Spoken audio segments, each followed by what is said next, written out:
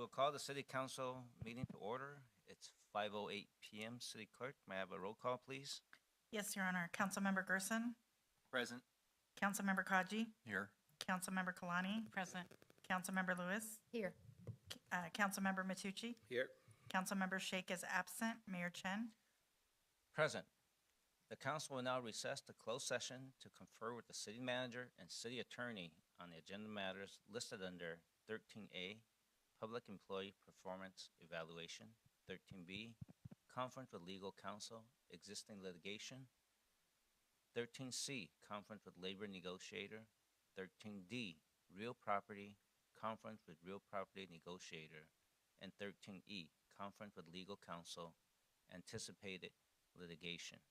A closed session on these matters is authorized by California Government Code, Section 54957B1, 54956.9D1, 54957.6, 54956.8, and 54956.9D4.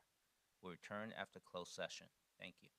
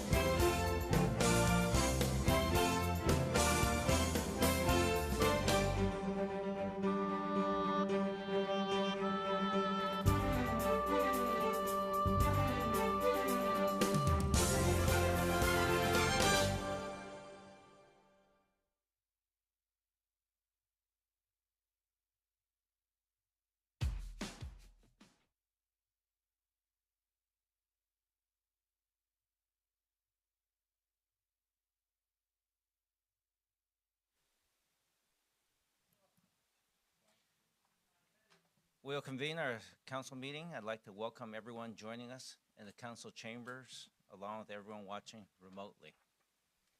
Good evening. We have been in closed session. City Manager, do we have any actions to report? Good evening, Your Honor. Nothing to report. Thank you. Thank you. Moving on to item 2 with the flag salute invocation. We honor those who make it possible for us to be here today. If there is anyone in the audience who is on active duty or a military veteran, will you please stand and raise your hand so that we may recognize you?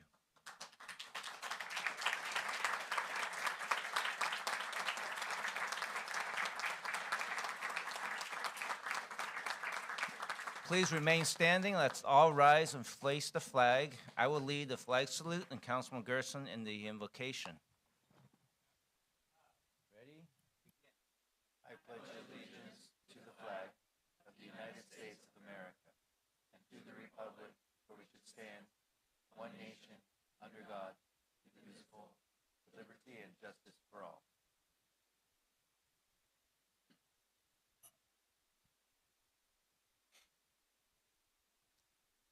Every meeting, when we stand up here, I think about all of the questions that we ask of you. And tonight, I just want to do two things. I want to express gratitude and just simply say thank you.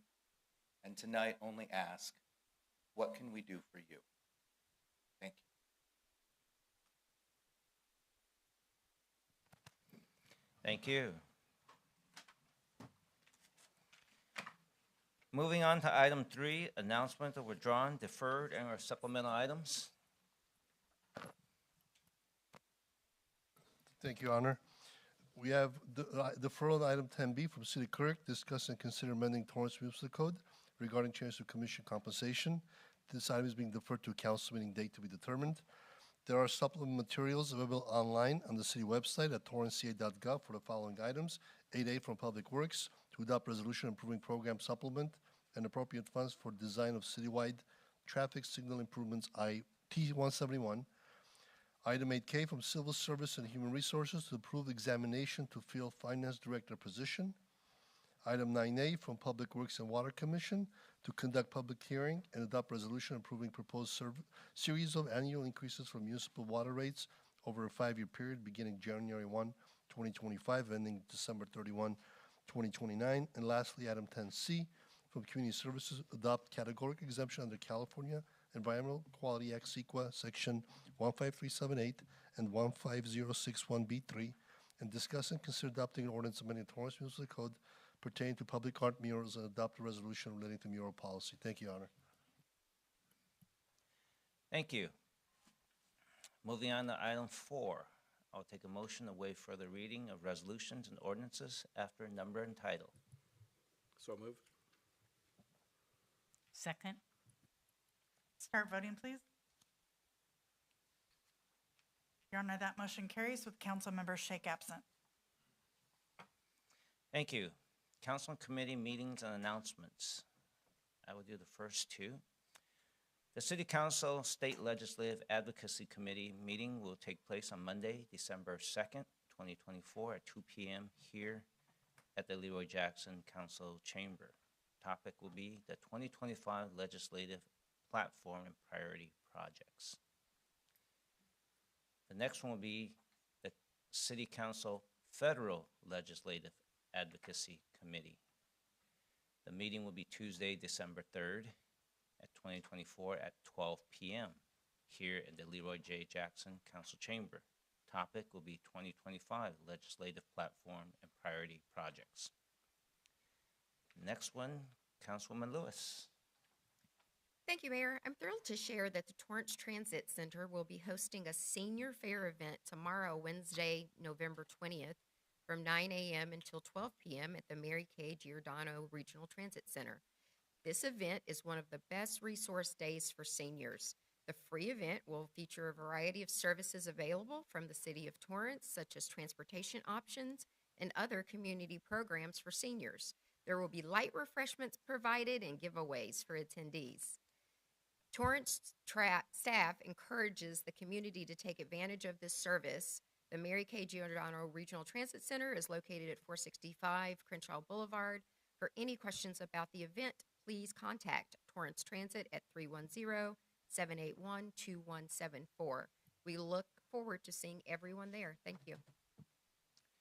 Thank you. And speaking of the Mary K. Giordano Regional Transit Center, the same location for tomorrow at 4 p.m., we'll be hosting our international celebration with our 2 friendship cities celebrating the Dodgers Major League World Series championship. So all can invite, can just come at 4 p.m., I believe, and you'll see us.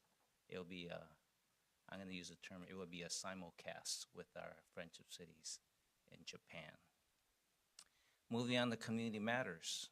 Item 6A is a proclamation declaring November 30th, 2024 through December 7th, 2024 as Torrance Small Business Week in the city of Torrance.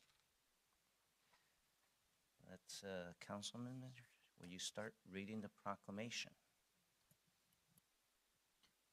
Whereas Shop Small initially started in 2010 when American Express created Small Business Saturday to encourage support for small businesses, and Whereas Shop Small has grown to be a year-round movement to celebrate and support small businesses around the globe, and Small Business Saturday continues to be an annual holiday shopping tradition, and Whereas Small Business Saturday is celebrated on the Saturday after Thanksgiving in the United States. And Whereas the Torrance Area Chamber of Commerce has extended the excitement with their own Torrance Small Business Week campaign.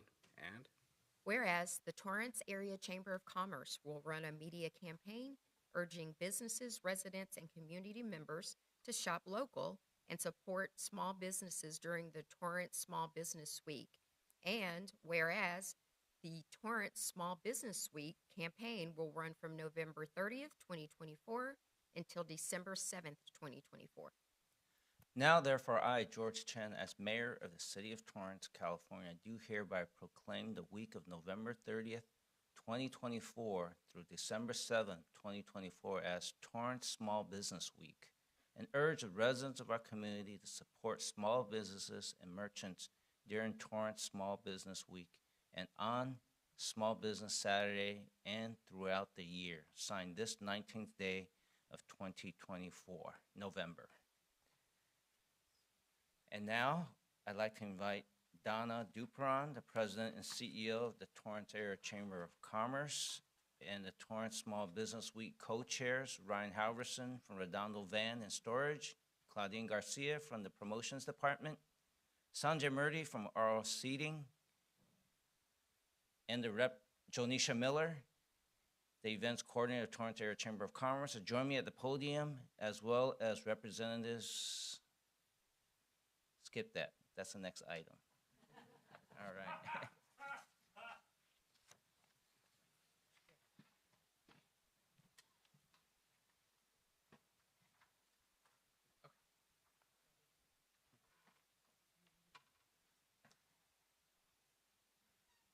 You have a representative who wants to give some remarks. Ryan? Yeah. So Ryan, do you want to I'll give your some- remarks yeah, now? Oh, thank you. Yes. All right, thank you, Honorable Mayor Chen and esteemed council members and our city staff and also our community members here in the audience tonight. Good evening. My name is Ryan Halverson, and I am the Chief Operating Officer for Redondo Van and Storage Moving Company. Again, thank you so much for recognizing Small Business Week. Again, the week of November 30th through December 7th. Small businesses are crucial to the economy as they are primary sources of new job creation, significantly contributing to economic growth by generating a large portion of private sector employment, fostering innovation, and supporting local communities through their spending and engagement with the community. The Chamber will host a Small Business Week kickoff tomorrow morning, in which this year's 3 co-chairs that I'm joined by on both sides of me will welcome our 61 small business owners who are actively participating in the Small Business Week programs. Additionally, the Chamber hosted a Small Business Week art contest for students in grades 6 through 12, and students were encouraged to use different art mediums to create what Small Business Week in Torrance means to them. We would like to encourage everyone to shop local each and every day, but especially this Small Business Week, November 30th through December 7th, 2024. Thank you. Anyone else give remarks? All right.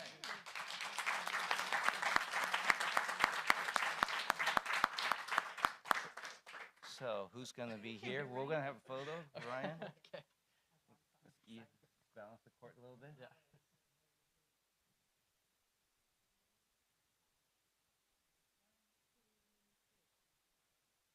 Janisha, did you want to join us? Yeah, Yeah, I'm gonna, Johnny. Carlos could take a picture. Carlos? oh, you got it, Manal?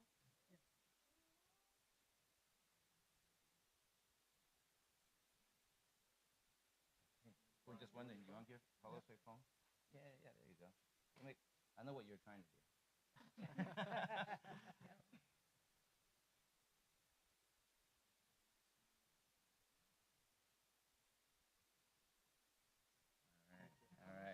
Thank you. Thank you, Mayor.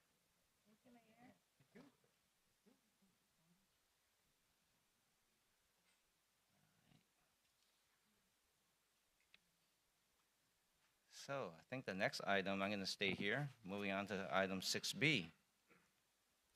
From the city manager and fire chief is a recommendation to accept an appropriate donation for the community emergency response team.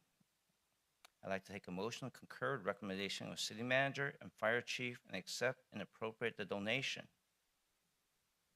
Now, chief, you going to do this afterwards or before? The motion. Chief Dumais? We have representatives from the Torrance Refining Company that'd like to provide the Okay. donation. Okay, and, so right now, we'll invite Jaswina Lafayette, Alex Lacadas from the Torrance Refining Company, and Daniel Singleton from the Torrance Fire join me at the podium. So, go ahead.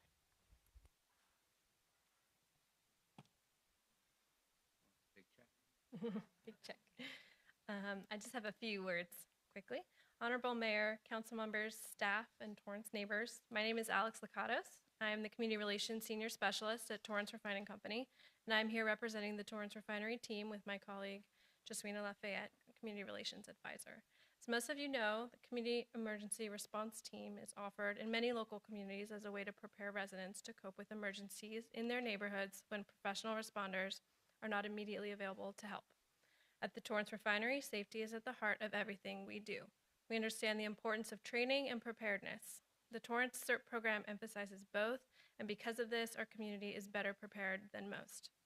As a longstanding supporter of the Torrance CERT program, the Torrance Refining Company is pleased to present this donation in the amount of $20,000 to help further the success of the city's public safety program, enabling the city to train more residents. Thank you to Mayor Chen and the city, and to Chief Dumais and his fire department team for the opportunity to support this potentially life-saving training. Thank you.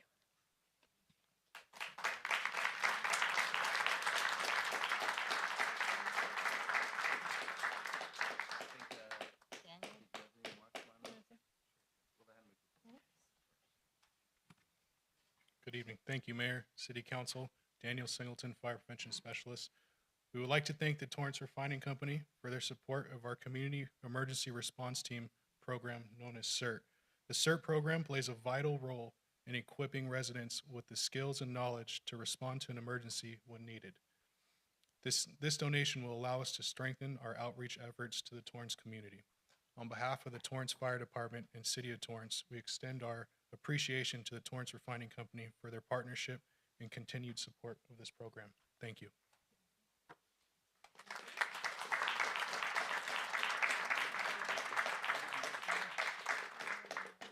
Yeah, let's do it this way. How's that? We'll even out the court here.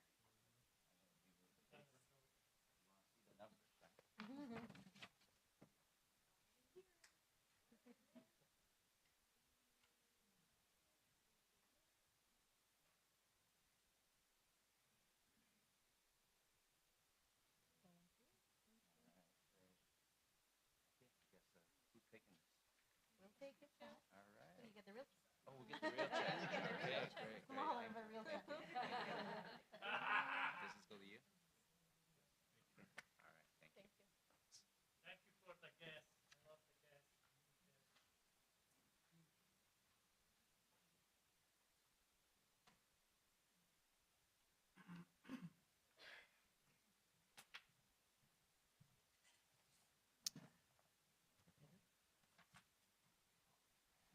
So I think we're waiting for the vote, or we already made Yes, the motion? start voting, Okay. please.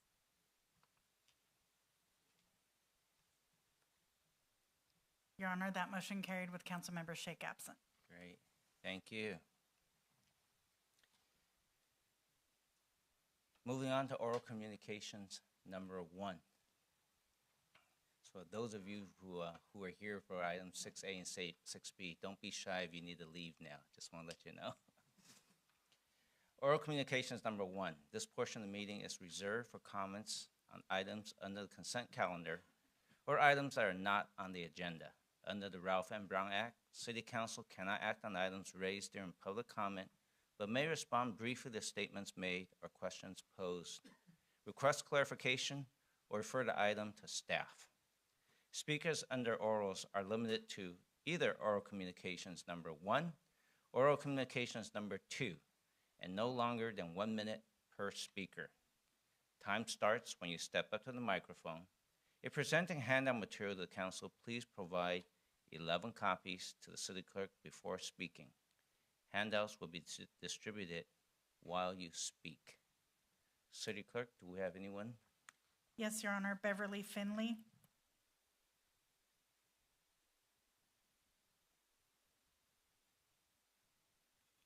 Good evening, Mayor and City Council. The Torrance Rose Float would like to remind everybody it's not too early to start creating the design for the 2026 Rose Float. Any high school student living in Torrance can submit an entry. You do not have to be a member of the association, and the design ideas must be turned in with a simple sketch by 8 p.m. on Friday, January the 30th. We will be sending out to all the high schools the information with the forms and everything on it so they can do that, and we'll also put it on our website. We really appreciate the great work that our students have been doing. Every year since the students have been designing the float, we have won a very good prize. So I love showcasing the talent of the kids we have in the city. Thank you. Thank you. Next. Charlie Salinas.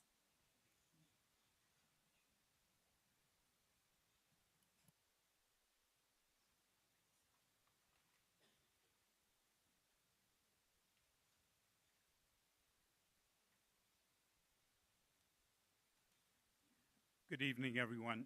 Tonight I am representing South Bay Vietnam Veterans of America, Chapter 53. And very heartfelt thank you for the Torrance Veterans Appreciation Luncheon. I like to say it's not a Veterans Luncheon, that sounds like a soup line. It's the Veterans Appreciation Luncheon.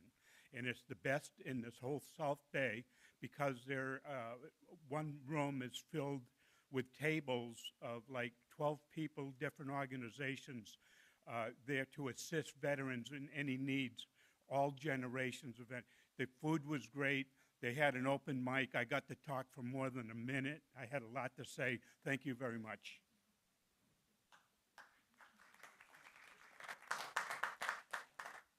Carol Gillis. Hi, Mayor and City Council and all the staff. So the Torrance Theater Company is in their 25th year, and we appreciate all the support from everyone in the city of Torrance and all of our fans. And starting in December, now what is December? Christmas Carol. So we're doing the 1940s radio hour, A Christmas Carol, and it's going to be a blast. And if you've never seen a real radio show, presentation of a radio show, it's a kick. So please come on down, 1360 Cabrillo, go to www.torrance Theater Company, T-R-E company spelled out, .com, buy your tickets. Tickets are $18 starting December 7th through the 22nd. We'll see you there. Lynn Robinson.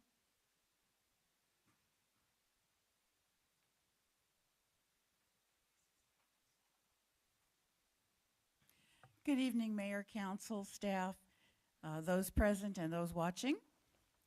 I'm Lynn Robinson, Vice President of the Torrance Rose Float Association. It's that time of year. Is decorating a rose float on your bucket list? The Torrance Rose Float Association can make your wish come true. We are looking for decorators for this year's City of Torrance float. This Thursday, November 21st, we are holding an information and sign-up meeting at 7 p.m. in the community room of the Katie Geisert Civic Center Library. Come and find out what it's all about and sign up. If you can't make it to the meeting, all the information is on our website, torrancerosefloat.org. Thank you. Mary Ann.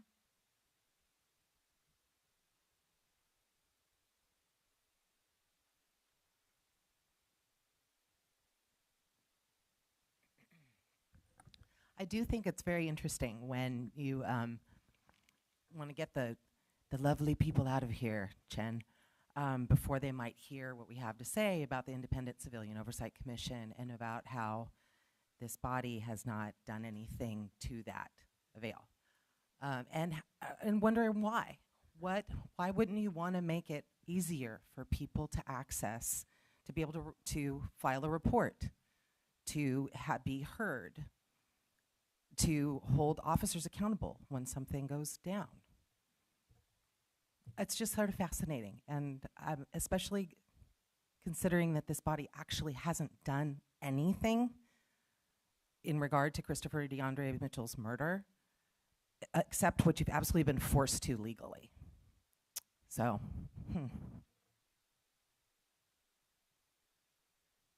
Audrey?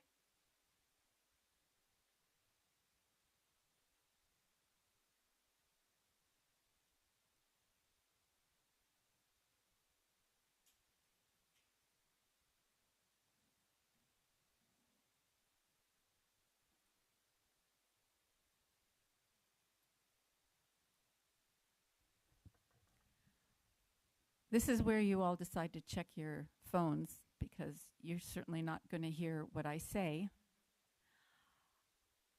You know, you haven't even considered, even close, for the Civilian Oversight Commission.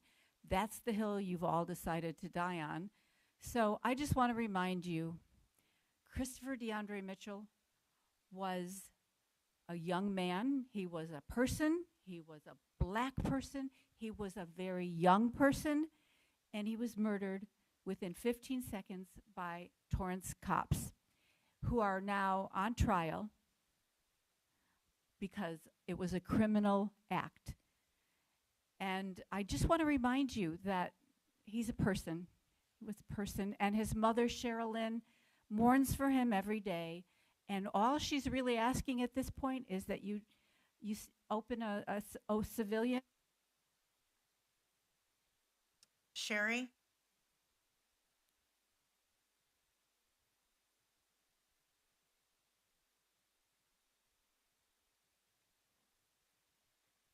I'm here in the name of Christopher DeAndre Mitchell also, and I know that the Department of Justice and the Attorney General of California has recommended that you get a Civilian Oversight Committee, and I think that the public should have a say in this, and why it's not put on the ballot for people to really, if you care about what people really think in your city, it seems like you could put it on the ballot and have them decide.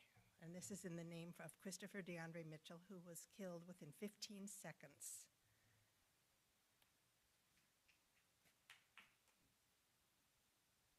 Your Honor, that's the end of the list. Okay, we still have time for oral communications number 1. For those in the public who wish to speak, please come up to the microphone. You got 1 minute.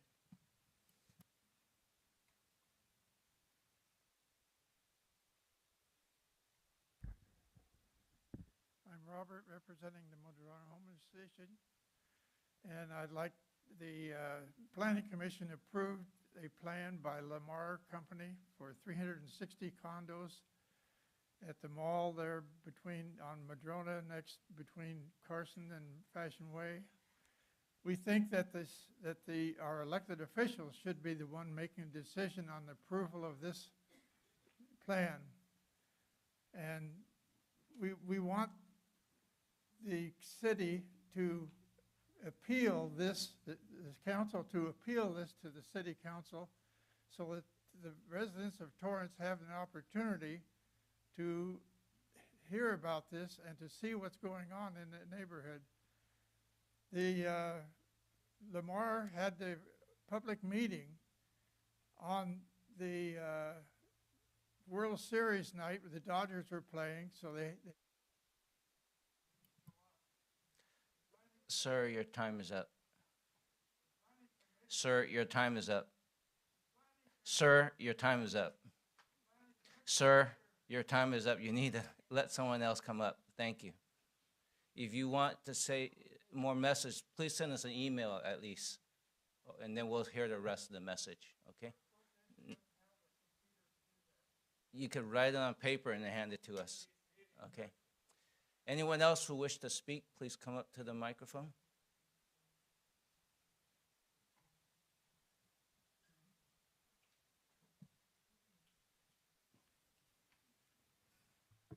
Hello, everyone. My name is James P. Ellingson, or also known as Jim Ellingson. I'm a retired Torrance firefighter. I'm collecting a pension of $153,000 and $184. I hate this stupid Andy pork chop.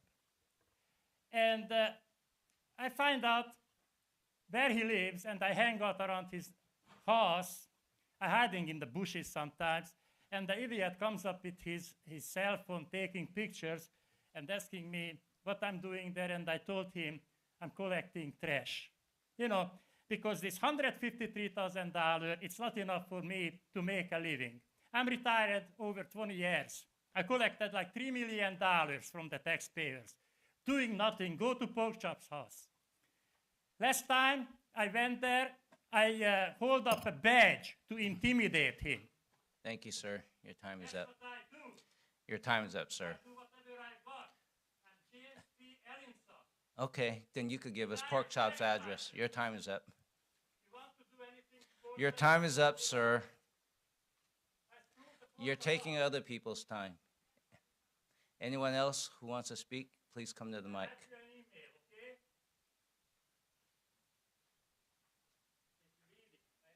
Hold on. Someone's coming, sir. Feels a little weird mentioning water when there's matters of life and death being discussed, I guess, now. Actually, sir, are you but- sharing your concern about the water rate discussion that's coming up later? Oh, so it's not all one. Right, right. You could speak when we go on that one when we talk about that. Yeah, at this moment. Okay, anyone else who wants to speak during oral communications one on, not on agenda matters? Okay, we will end oral communications number 1.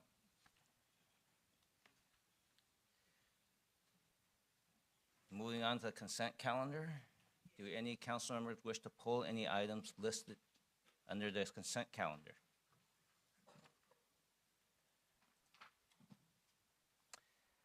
If not, I'll take a motion to approve the consent calendar in its entirety.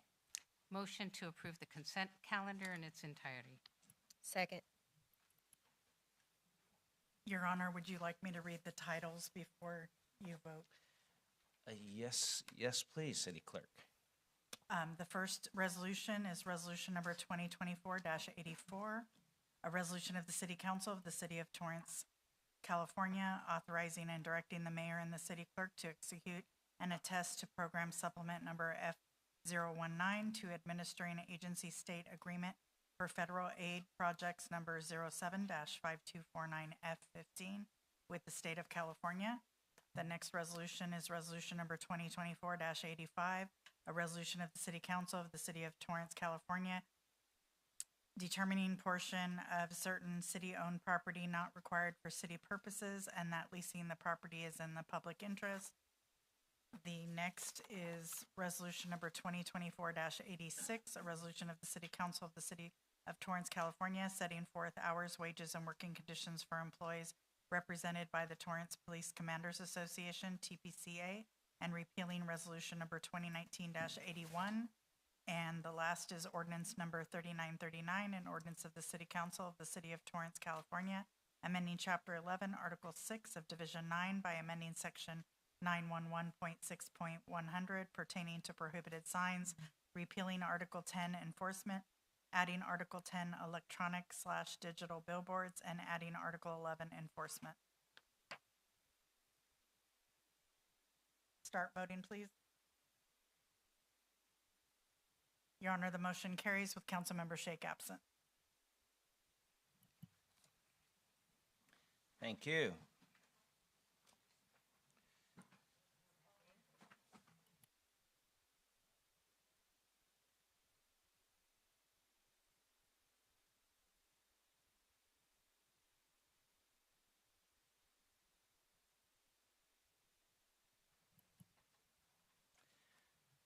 Moving on to item 9A, a public hearing.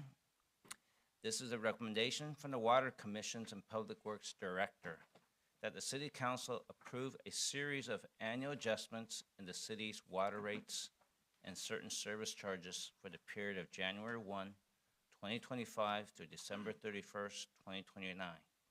Is there a staff presentation? Yes, there is, Mayor. Well, good evening, Mayor and members of the City Council.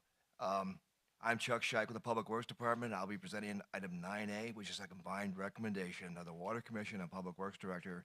The city conduct a public hearing on the series of annual water rate increases, adopt a resolution approving the series of annual increases in municipal rates, and maintain the discount rate for low-income senior and disabled customers.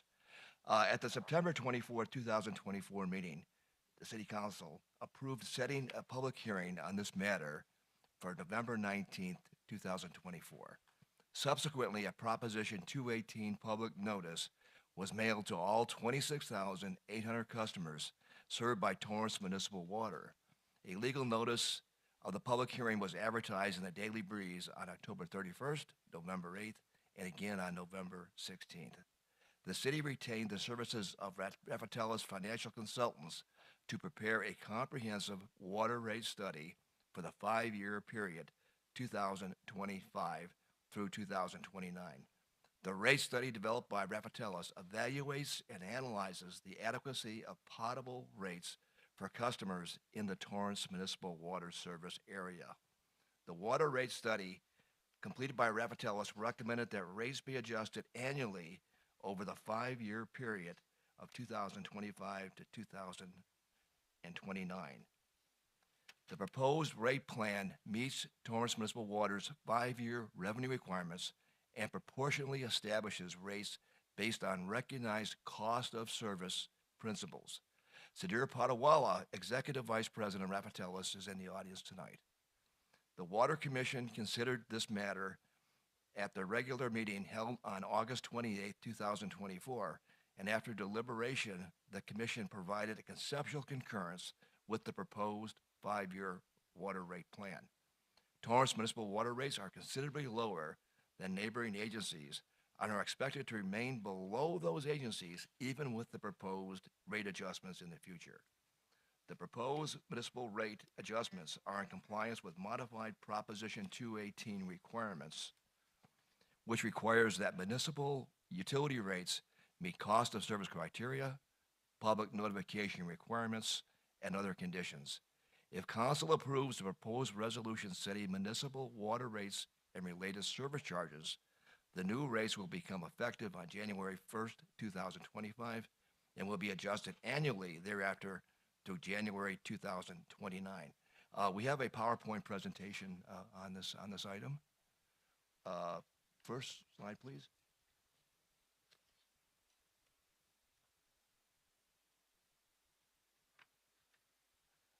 Again, the main objectives here is to evaluate the impact of higher costs on imported water. Imported water costs have gone up dramatically and are expected to go up actually very dramatically over the next 5 or 10 years. Evaluate the impact on reduced water sales. We've had a reduction in water sales, as most water utilities in California had, for a number of reasons.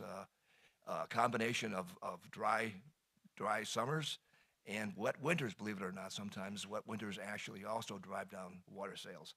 Develop a 5-year financial plan for the water utility.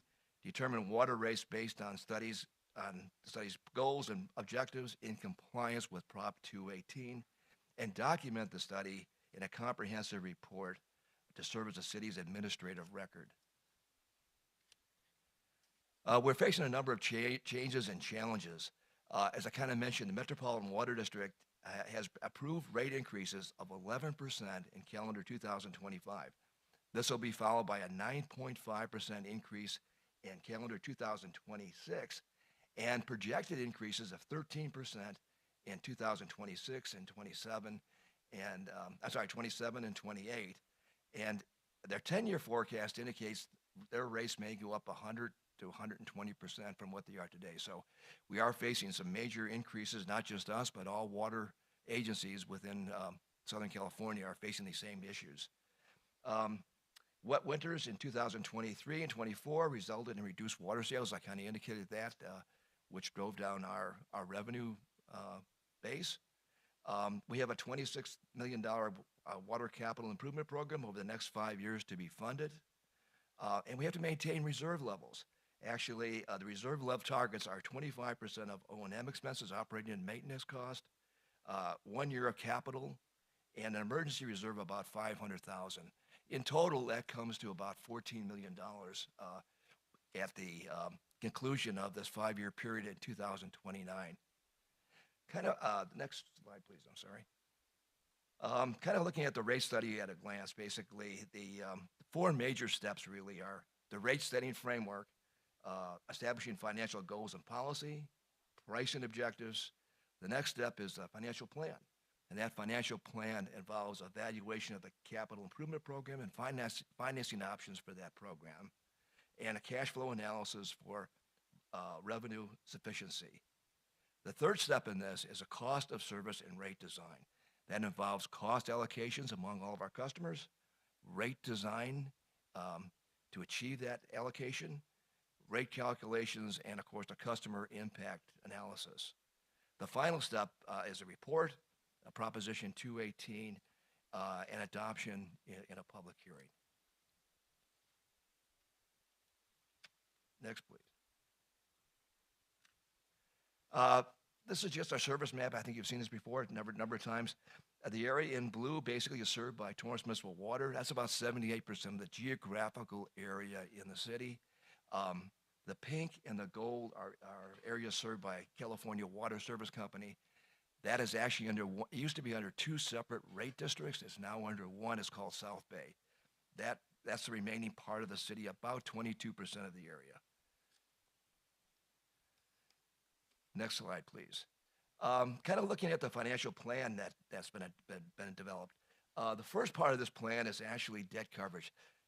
This is a little bit theoretical, but basically what it indicates is over the next 5 years, we will actually improve our debt coverage ratio, which means we could issue long-term financing if we needed to. Those ratios are, the minimum ratio was 1.25%. Right now, we're a little over 200%.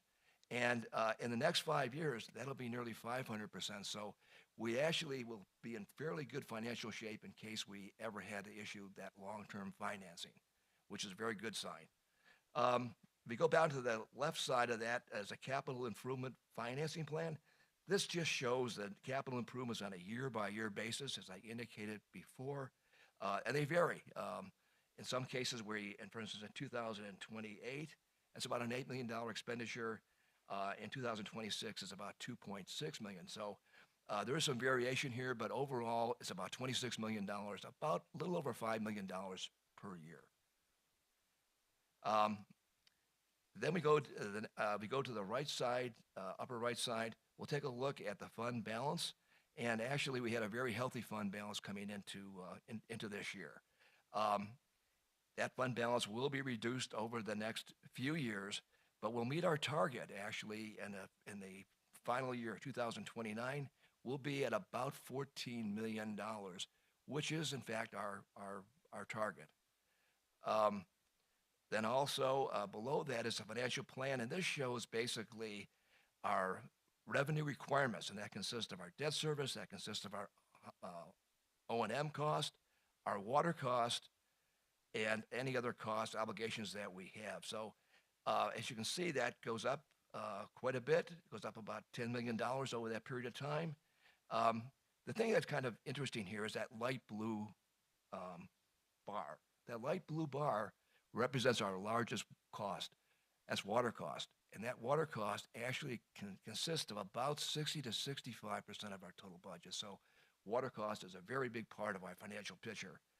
The proposed revenue adjustments over the 5-year period are a 6.5% increase in January 2025, followed by a 6.5% increase in 2026, and then a 6% increases in 2027, 28, and 29.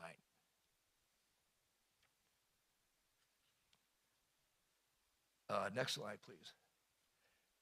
This just shows our major capital improvement programs. The one we're working on right now is our Van Ness Wellfield project in transmission main.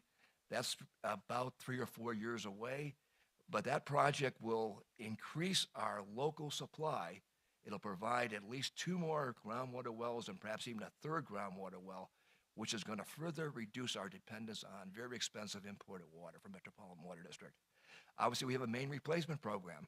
We replace, on average, about 3 to 4 miles every couple of years, and that we have 320 miles of main in the system, so there's a lot of water main in the system. But we have a systematic program to replace those mains, and it's very systematic. We have some high-pressure zone modifications. That's our pump stations. Our pump station at our main Walteria pump station is about 30-some years old, and we're going to have to do a major retrofit of that particular facility. We have our North Torrance Wellfield project is operational. It's not fully operational. We hope to produce 5,000 acre-feet from that facility. Right now, it's producing about 3,000 to 4,000 acre-feet, but we have a modification. It's called a scrubber. It removes hydrogen sulfide, basically, which we have in some of that water, and that's on order. And once we receive that, we expect that facility to ramp up production. And also, we just recently completed the Vista, Montana hillside rehabilitation. Next slide, please. Our rates are composed of 2 major components. One is a meter service charge, sometimes called a readiness to serve charge. It's a fixed charge based on meter size. In terms of our meter population, residential services are by far our largest base. Our 3/4-inch meters constitutes over 80% of our population of meters, and that's primarily single-family resident customers and some small apartments and small businesses. That current rate is $7.48 per month, and as proposed, based on the cost of service analysis, that will not change. It'll still remain at $7.48. We did a cost of service analysis and found that that was actually right on target. And maybe the good news is actually some of the charges, actually a 1-inch all the way through a 10-inch, are going to be reduced slightly from what they are today, again, based on that cost of service evaluation. Those rates will go up again in 2026, 27, 28, and 29. But at the end of the planning period, the 3/4-inch meter, which is about 21,000 customers, of our 26,800 customers have 3/4-inch meters, that will go to about $9.50. So it'll go up a little over $2 over that period of time. As you can see, the other sizes will also increase in a proportional basis. Next slide, please. In addition to water rates, we also have some certain service charges. One is the high-pressure pressure zone pumping charge. About 2,000 customers reside in this high-pressure zone, which was established actually as an assessment district some 50 years ago. And that includes a hillside area generally located south of Pacific Coast Highway. And that fee was established to recover energy cost and maintenance cost due to pumping in that particular area. That charge actually currently for a 3/4-inch meter, which is again 87% of those customers, is currently at $6.40. It'll go to about $8.35 next year in 2025, and then eventually at $10.62. And you can see all the other charges for other sizes will go up also. The largest population at 3/4-inch meters, followed by a 1-inch meter, and very few customers beyond that because it's primarily almost exclusively residential. Next slide, please. We also have a private fire service charge. This is for dedicated service fire protection for commercial properties. Most of those are larger facilities, and the most common size are a 4-inch, a 6-inch, and an 8-inch fire line. There'll be some increases on that. For instance, on the 4-inch fire line, that will go from $26.29 to $33.32, and eventually top out about $42.28 at the end of the planning period in 2029. Next slide, please. This slide shows our variable rates, and our variable rates are actually our quantity rates. This is what you actually see gets measured, what you actually use through your meter. And we have three classifications of customers. One are the single-family residential customers, and they have a three-tier rate structure.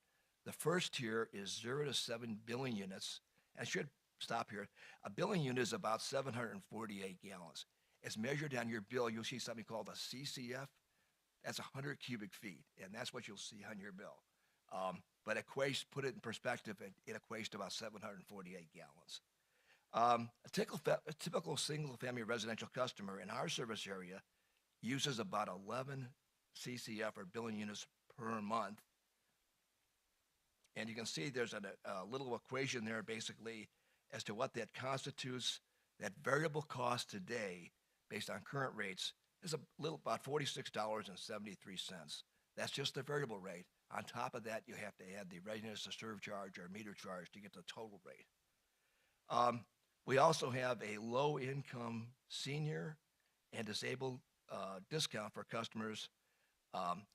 The criteria is 62 years or older, household income of $37,650 based currently this year, or permanently disabled at any age. So that discount is actually will continue. Again, it's a very similar structure to the single family, is 0 to 7 billion units for Tier 1. Tier 2 is 8 to 12 units, and Tier 3 is 13 and above units. All other customers are what we call all other standard customers, and that includes apartments, that includes commercial buildings, that includes public buildings. So everything else that's not a single-family residential customer or a low-income or disabled single-family customer is in the other standard customer classification. Those rates are actually two tiers. Tier 1 is 0 to 10 units. Tier 2 is 11 plus units. And the current rates are $3.89 for Tier 1 and $5.55 for Tier 2. Those rates go up to $4.09 for Tier 1 in 2025, and for Tier 2 to $6.04. And at the end of the planning period in 2029, Tier 1 will be at $5.21 per CCF, and Tier 2 will be at $7.68. Next slide, please.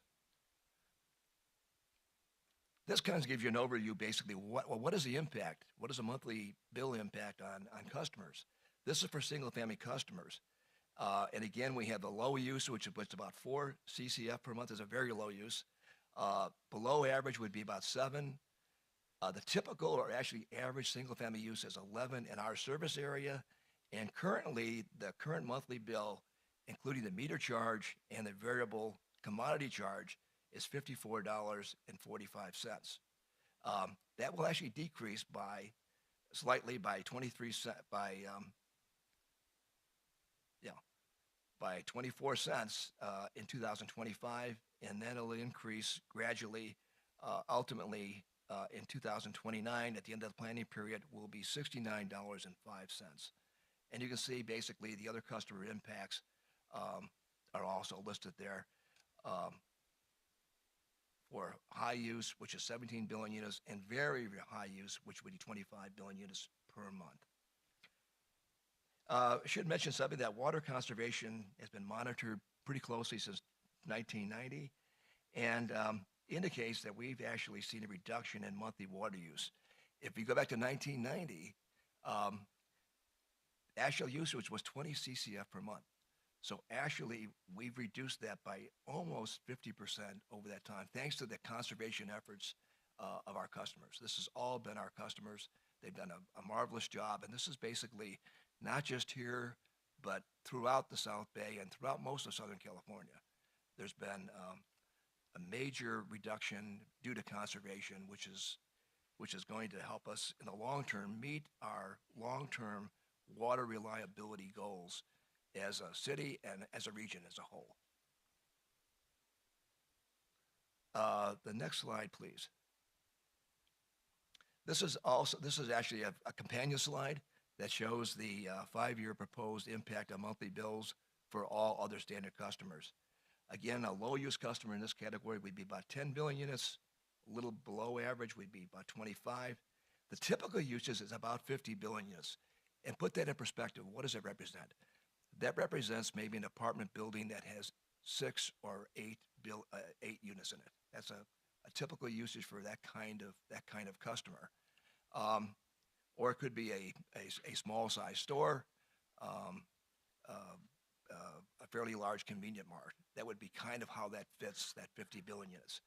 The current monthly bill is about $271 per month.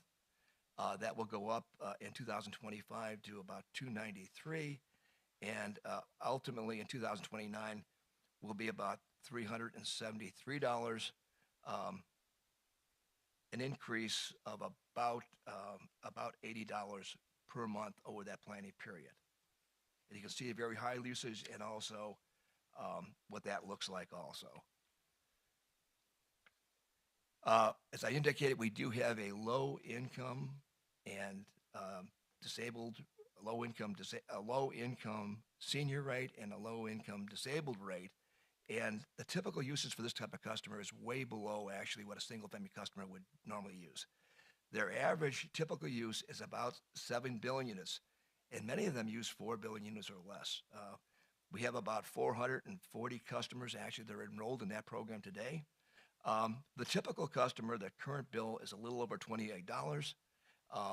At the end of the 5-year planning period, that will go to about $34.35. And again, to qualify, it's a total gross household income less than $37,650 for the prior calendar year. And again, you must be 62 years of age or older or permanently disabled at any age. Next slide, please. This is a comparison actually of single-family customers and how we compare to our neighboring agencies. Indicated that our current bill is about $54.45. It's proposed to go slightly down by about 24 cents. And currently, these are the comparable water rates for other agencies, and they range anywhere from about $69.41 for the city of Inglewood to a high of $103.49 for Department of Water and Power customers for 11 billion units.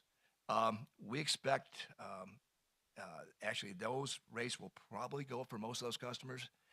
They all use a substantial amount of imported water from Metropolitan Water District, and those rates will have a substantial cost impact on not just us, but all these other customers. And we expect that they will also, some are in the process, and others we think will follow with their own rate increases very shortly. The next slide, please. This is about Proposition 218 notices. As I indicated, we did mail out almost 27,000 of those. They're actually little pamphlets, they're 8 pages. And regarding the November 19th public hearing, and all those were mailed out by October 2nd, 2024. So we met all the legal requirements for notification on that. Again, we published 3 separate ads in the Daily Breeze on October 31st, November 9th, and also on November 16th.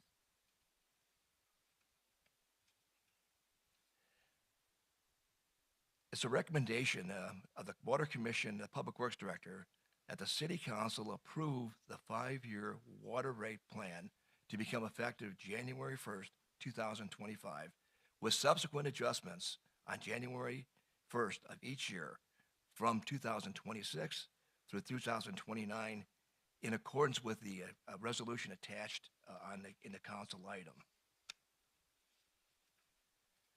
With that, that concludes my presentation and available for any questions you may have. Thank you, Chuck. I just want to ask for one clarification before I offer the comments for public, just so that public makes. This is only for water and for residents under the Torrance municipal water system. So on your geographic map, for those who are like West Torrance and some part of South Torrance who's in the Cal water system, this item does not apply to them. I just want to make sure I say that publicly so that if Yes, you have Mayor, I issue- should have clarified that right front. Yes, this only applies to Torrance municipal water customers. Right. And does not apply to the customers that are served by California Water Service Company. Right. And then when you were saying that, we have the more water well, you're talking about the Van Ness area, that we want to be able to have more water independence. That's just still within that geographic map area. It does not expand into the other color. Some of us who live in the higher rate area, it still does not expand into the Cal Water South Bay. Yes, wanna that's make true. sure That area is exclusively within the Torrance Municipal Water Okay. Service area. I just want to say that so that because the next thing I can go to the public so at least they know the context of their comments. So at this moment, it's time for a public testimony.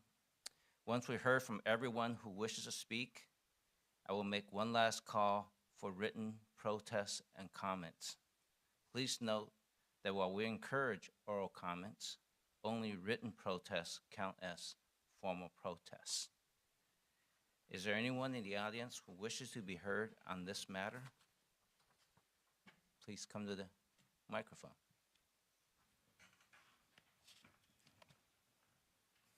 You will all have a chance. So it all makes sense as far as the single-family home to me. The percentages do match the percentage increases that have been happening with the Colorado River Aqueduct over the last few years. In Tier 2, when it goes from $5.55 to $6 next year, then up to like $6.50 the next year. For our personal, we own a car wash. That's going to really screw us over the next few years. And the percentages are like almost 10% each year. And that's going to be $4,000 to $5,000 depending on how much we do every single year that increases. So by the end of this bill, we're going to be paying almost $25,000 more per year than we do right now in water, which is rough. So hopefully we can change the Tier 2 numbers to match the 4 to 5% increase rather than a 10% increase. Thank you, sir.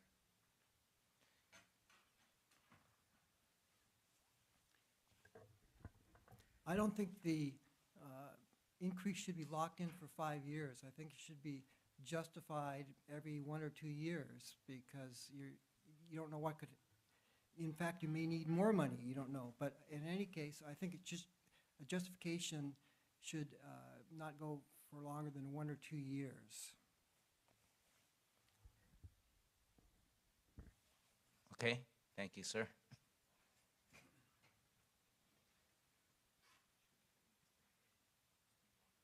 Thank you. Yeah, I'd just like to say that the 35% over 5 years, that's what it works out to be, the 6% over 3 years, and then the 6.5 over 2. That's just unreasonable in my opinion. At the end of the day, if anybody here is going to get a 35% increase in their salary over the next 5 years, raise your hand. Let me know. If not, so that's all of us. Okay, so that means we're all falling behind. So that's the start. And then I thought I heard that the dry summers would decrease sales. The wet winters made sense, but not the dry summer, so maybe I just didn't follow that one. One thing that kind of struck me was that it sounded like we were praised for lowering the water, our water usage, which we've been beat over the head with, like try to conserve water.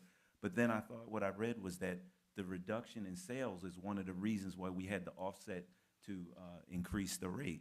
So it's like no matter what you do, that your thanks for using less water is, yeah, but we need the same amount of money, so we're just going to raise the rate. So you're charging them more for using less water. So that doesn't sound very fair to me. And then the other thing is I saw the 11% rise in the increase of the municipal rate. Okay, but why not address the cause of that increase instead of going right to increasing the rate on the consumer? I mean, did we consider cost cutting? And then like the other gentleman said, I absolutely agree. I had a different idea, which is, yeah, instead of just going 5 straight years with 6% plus, well, wait a minute. Do you have a plan to then reduce the rate after those 5 years? bring the rate back down to something that doesn't just hang at the 35%. So, and then the last thing is, sure, we sent out the letter and all, but Thank you, sir. A lot of things you say, I agree. It makes a lot of sense. Like you get pat on the back for saving, but at the same time, you're saying your reward is an increase. Go ahead, Mike. Thanks very much, Mayor, Council, staff. The thoughts I have, number one, this is really a circus because the mail-in ballot is never going to be defeated by the public. So just give it to yourself. Get rid of the staff that comes up with these pretty charts and whatnot. Their salaries could probably make up half the raise of the water rates. So that's just my thought. And if you really want to serve the public, get rid of the 218. Just get rid of it. Go to the ballot for your constituents. The constituents will love you because you know you're never going to get this thing defeated by a mail ballot. Ever. And you know it. So that's why I'm calling it a circus. It's just a dog and pony show to put up numbers and to say you did something when you could have saved the money by just putting it on the ballot. That's pretty much what I have. Thank you. Just so you know, we're required to do what you call the dog and pony show. We have to do a public hearing. So understand. Move to West Torrance. You'll like this rate. You'll love the rates there. Okay, anyone else? I think Councilwoman Lewis knows exactly what I just said.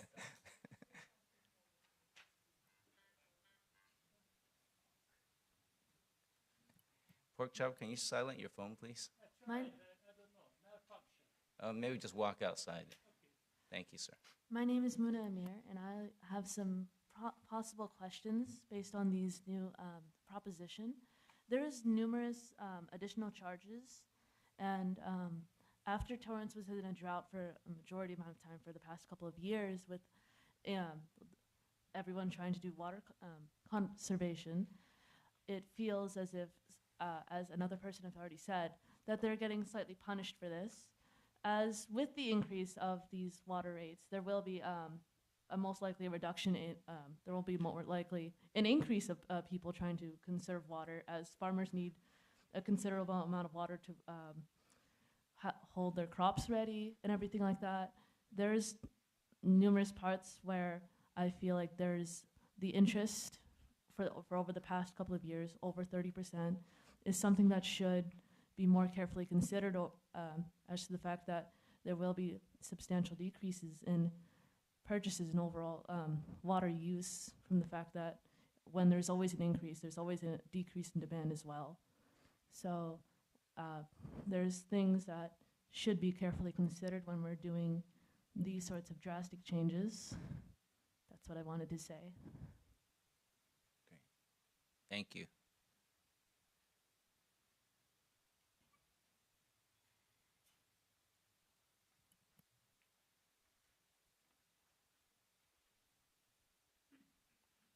I have my ballot here. I don't know where I can put it in, but I'd like to have it recorded. I agree with one of the other, it's not going to be defeated, but I'm still going to vote because that's my right. And there's another one. One of the things, by the way, I appreciate the detailed explanation Chuck gave us. He's the most knowledgeable man on water I know. If I have any questions, I always call him, and he's always very happy to answer my questions. I want to thank you, Chuck. One thing I didn't hear mentioned was I think there's a plan to put in a new Goldworthy desalter at the city yard. And I don't know when that's going to go in, but it would seem to me when that goes in, that's going to give us reduced water, price of water. And I'm not sure, I didn't see in this deal, and I didn't research it, wherever else, how much water that's going to bring in over these next 5 years. I also am concerned that the Water Enterprise Fund is not really being funded. They're down at, I guess they're going to get up to 14 million, but that's for the size of our water district, that's not enough. And I think that if we're going to raise the rates, we should set aside some of that for water enterprise fund. And then lastly, I think we got to quit doing like the governor does and stealing from the gas tax to do other things and stealing from this enterprise fund for water to do other things in this city. I think the water fund should be sacrosanct. If we're going to pay these rate increases, we ought to respect the citizens who are paying these rates and not dip into that fund, but put it for water so that we can keep our water rates low. And I would urge this council to make that a reality. It's not in this proposal, but you have the power to do that.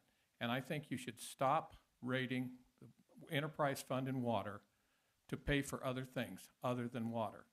We could have our own supply without imported water if we would spend the money to do that, and that's why I'm concerned about the enterprise fund being as low as it.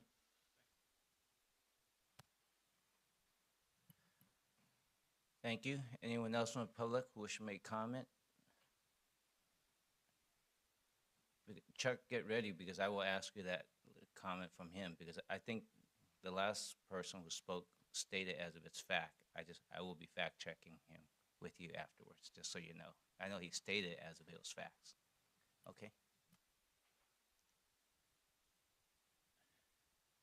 Hello, my name is James Ellingson, and I'm a retired firefighter, and I make 153,000 pensions, so I don't give a damn about these raises. You know, I can afford it. You know what I mean? And people can't afford it, then they can move. You know, or make more money. Anyway, I like this idea. Raise the prices, raise the fees, because this is what you do the best. This is what you do the best. And I'm for you, because you're providing me with $153,000 and 184 cents pension. So I don't give a damn about, you know, the whether is 350 or 406. Who gives a hoot? I'm James Ellingson, Maverick engineer. And this is a pretty good pension plan with a GED. This is a pretty good money. And if people cannot make money, then just go someplace else. Just go someplace else. Anyway, we need a water, because imagine there is a fire. You know what I mean? So we have to provide water. So more expensive the water, the more water we have. So let these taxpayers pay for the water, because we need it. You know? What they gonna do? What they gonna do? Not pay it? You know, they can mortgage their house. They can mortgage their house, just come up with the money. You know, whatever you say. Whatever you say, they're gonna pay it. What they gonna do? What they gonna do? And as I mentioned it, I don't care about this, because this is pennies for me. I make $153,000, $153,000 a year. Pension, only.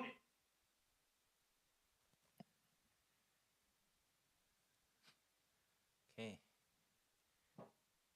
Anybody else want to follow that? Okay, I don't see any from the public. Then I'll bring it up to the city council here. So Chuck, I think there was a couple of questions I said I was going to ask you. Maybe I'll do that before the council come up. I know there was stated comments about the water enterprise fund only being used for water as opposed to being used for something else.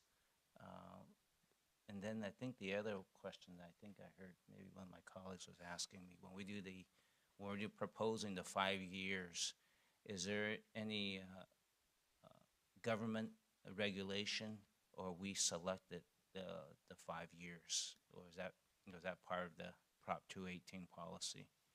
You know what I mean? As opposed to, you know, there was some recommendation is, could we have gone, I'm going to make up something, 2 years, and then look at the data and readjust. Even though I know that, you know, most people didn't thank you for that. The first year you got a rate reduction, but so I think you're an honest engine on that one. But any comments on that? Yes, certainly, Mayor. In regard to the Prop 218, we can set rates for a maximum of 5 years. That's the maximum period we set rates. actually, we do that basically because it gives us revenue stability over that period of time. And that's really very important particularly as we migrate to more, we have to fund additional projects to get more reliability, local water sources. So that 5-year planning horizon, right, gives us a certainty of revenue. And that certainty of revenue is very important so we can reinvest that and we can develop these water resource projects. So maybe after the 5 years, if we look at the data and if it's, I'm going to say it's a very good and all our infrastructure is operating right, potentially year 7, some folks may get a rate decrease, like what I saw 2025, some single-family homes got a rate decrease. Is that even a remote possibility? Mayor, I'd like to say yes, but I'll be realistic. Our biggest cost right now is water costs, and that's 60 to 65% of our budget, and the majority of that is metropolitan water, and those rates are going to go up. We know they're 11% this year, 10% the next year, proposal for 13% the 2 following years, and their projections actually for their 10-year projection is about 110 to 120% increase. Again, by diversifying local resources, we mitigate that. But again, even those costs will go up. Even for instance, power costs, chemical costs, they all are increasing actually above inflation, and probably will continue to do so. So long term, we can mitigate a lot of this. The worst impacts by diversifying our water source, which gives us more reliability because it's local. It's not an outside source. And it will ultimately mitigate rate increases. Okay, so let me make sure, because when you mention metropolitan water, there might be others folks was thinking the same thing. Remember earlier I was asking you that the Torrance municipal water coverage, like you said, about 78% of that map. But sometimes even our own water well is insufficient for that geographic map. So there are still areas there that we need to buy water from MWD. I just want to make sure, is that what you're sharing? And those rates are increasing. Yes, Mayor. We hope to get to, with the North Torrance Wellfield project, maybe 45% local now, and that's a big climb from, say, 80% local. And then with the Van Ness Wellfield project and the addition eventually of the desalter that was spoken about, that'll further reduce our dependence on imported water. Our goal is to get to an 80 or 75% local water supply through all these sources. So kind of a complete flip-flop from where we are today, where we're 25% or 20% local. Got it. And again, that's only for the geographic map area that's covered by Torrance municipal water. I know I sound like a broken record. For those of us in the West Torrance area, there's 2 on the dais here. We're just at the mercy of a lot of the complaints I hear right now. I think Councilwoman Lewis and I, it's double-digit increases coming up, and we actually have virtually, we just have to pay it, I think. And then the cost of maintenance for all the infrastructure as those paid rate goes up. I'm almost thinking that what you're saying is even with more desalters coming in, the city's trying to do the best we can to mitigate more increases than what we're proposing on the table, because otherwise the rate increases the next time around may be even higher. So we're actually doing our best to mitigate the increase in water rates. That's how I'm interpreting the data. Am I correct? I think I'm correct. I think you are, Mayor, yes. We're trying to mitigate that. We can't promise there'll be no increases in the future years, but we can do a great deal to mitigate that. I understand. I know it sucks for all the public who's been saving water. You're doing a great job. I felt like the same thing, I leave the water on going on for hot water. I put in a bucket so I don't just let it go down, but, being diligent, then you come back and say, thank you for doing such a good job, and here's your increase. I understand that. I think Public Works Director, Craig? Thank you, Your Honor. Craig Belazarian, Public Works. Just 2 things. So you are 100% correct. The city is only legally allowed to pump about 5,640 acre-feet of water out of the ground. We're currently not doing that because we haven't fully built out our infrastructure. We have a need of about 17 to 18,000 acre feet a year to service the community. So we do have to buy imported water to meet that. So I just wanted to clarify that. And then secondly, the gentleman that spoke, he had a question about the Goldsworthy, and I know Mr. Scheich answered it, but just wanted to add, it is included actually in our study because during the 5-year period, there actually is a planned expansion of that to which the current facility will be inactive while it's expanded. And its current production when working is about 3,000 to 4,000 acre feet per year, and the planned expansion is up to 6,000 to 8,000 acre foot range. But while it's down and not producing water, we will have to buy that difference instead of having it produced locally. And what that facility pumps is actually not counted against our 5,640 acre feet of water. So I just wanted to clarify that. Thank you. So does any of my colleagues on the council have any questions or comments? All right, Councilman Matucci. Thank you, Mayor, and I appreciate the speakers because it does bring up a lot of questions about what we do and how we have to do it. My understanding how all this was explained in our presentations was that state law pretty much puts limitations and requirements, like the letters being sent out. That's based on state law, right? Is that correct me if I'm Yes, we have to notify all of our customers via an approved Proposition 218 vehicle, and we do it by first-class mail, and we mail out a 8-page pamphlet actually to each customer. Okay. Are we allowed by law to do it in any other way, like a text or a phone call or like an automated system, or does it have to be an actual ballot? I think it has to be pretty much first-class mail of some type. I don't think you can do it by email. I'm fairly certain of that. Perhaps Patrick might be able to weigh in on that a little bit. Yeah, it's a mailed ballot by law, so there's no way to send an email or a text. First of all, the city doesn't have everyone's emails or texts, so that'd be the first issue there, but it's required by law to send it by mail. Okay, all right. And as far as the 5-year, you had mentioned it's a maximum of 5-year? Yes, we can set rates under Prop 218 for up to a 5-year period. That's correct. 5-year period. So hypothetically, could we shorten it to say, a 3-year?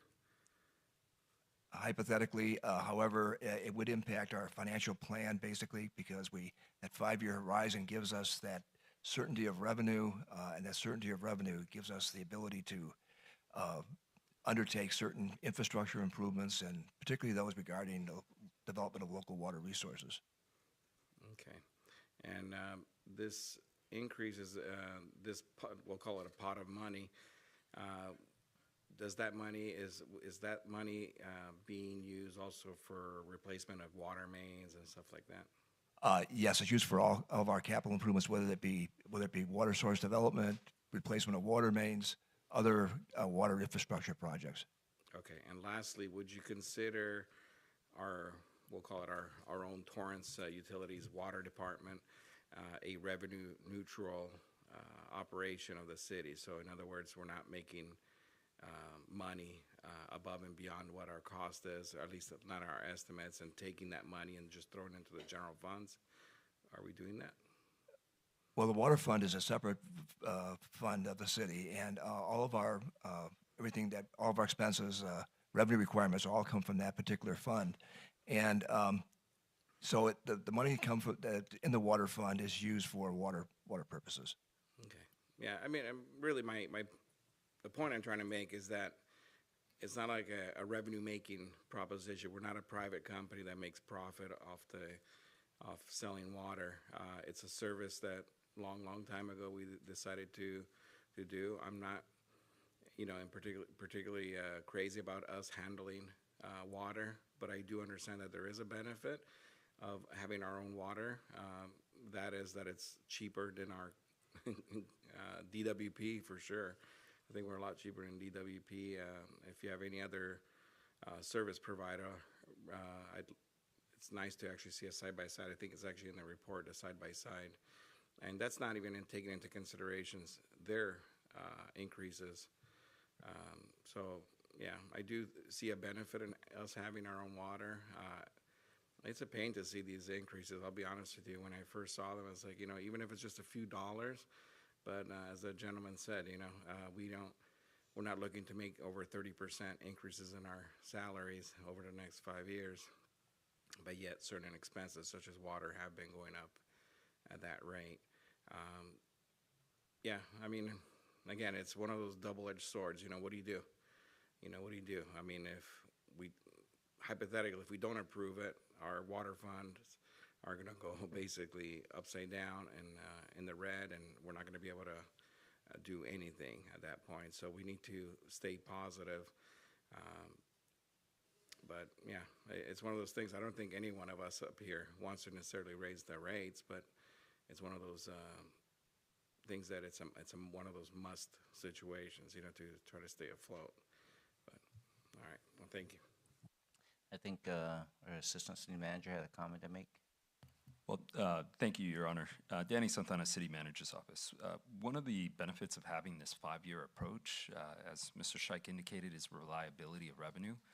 These projects, as Council has seen, the North Torrance Wellfield, the Van Ness Wellfield, they take years to design, to get permitted, to construct, and then to turn into service delivery.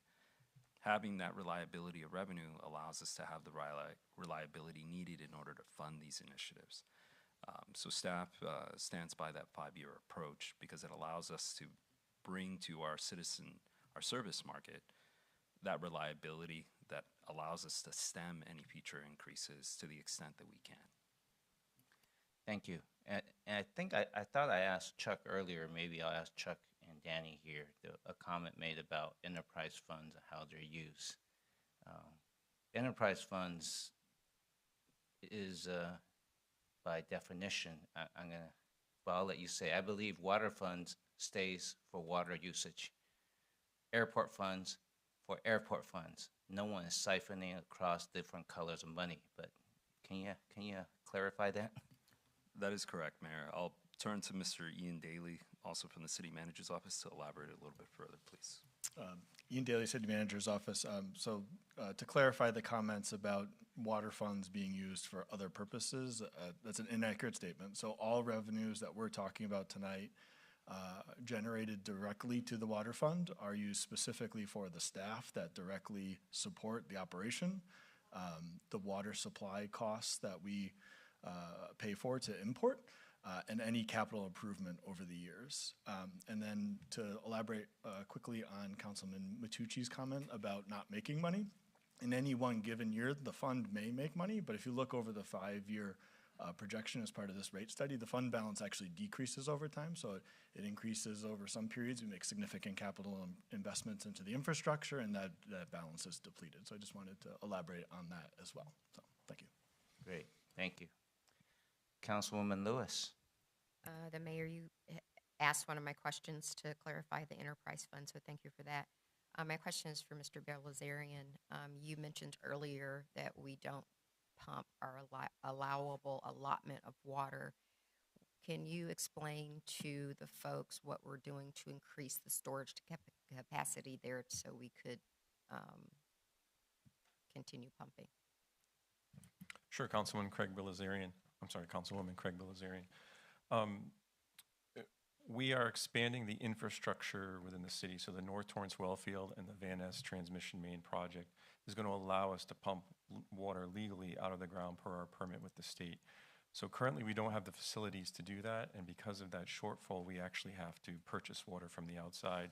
And then related to storage at the North Torrance Wellfield, we have a 2.5 million gallon tank. So when we do pump water out of the ground, and as we prepare it for distribution in the system, so we have an additional 2.5 million gallons of storage.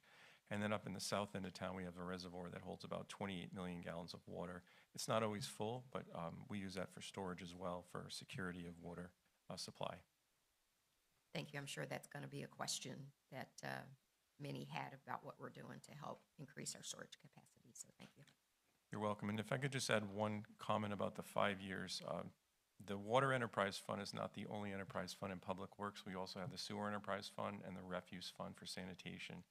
And recently, we did a 5-year rate study for the sewer funds. It was 5 years, obviously, and also for the sanitation or refuse services, it's the same. And it's historically been a 5-year period in all prior rate studies.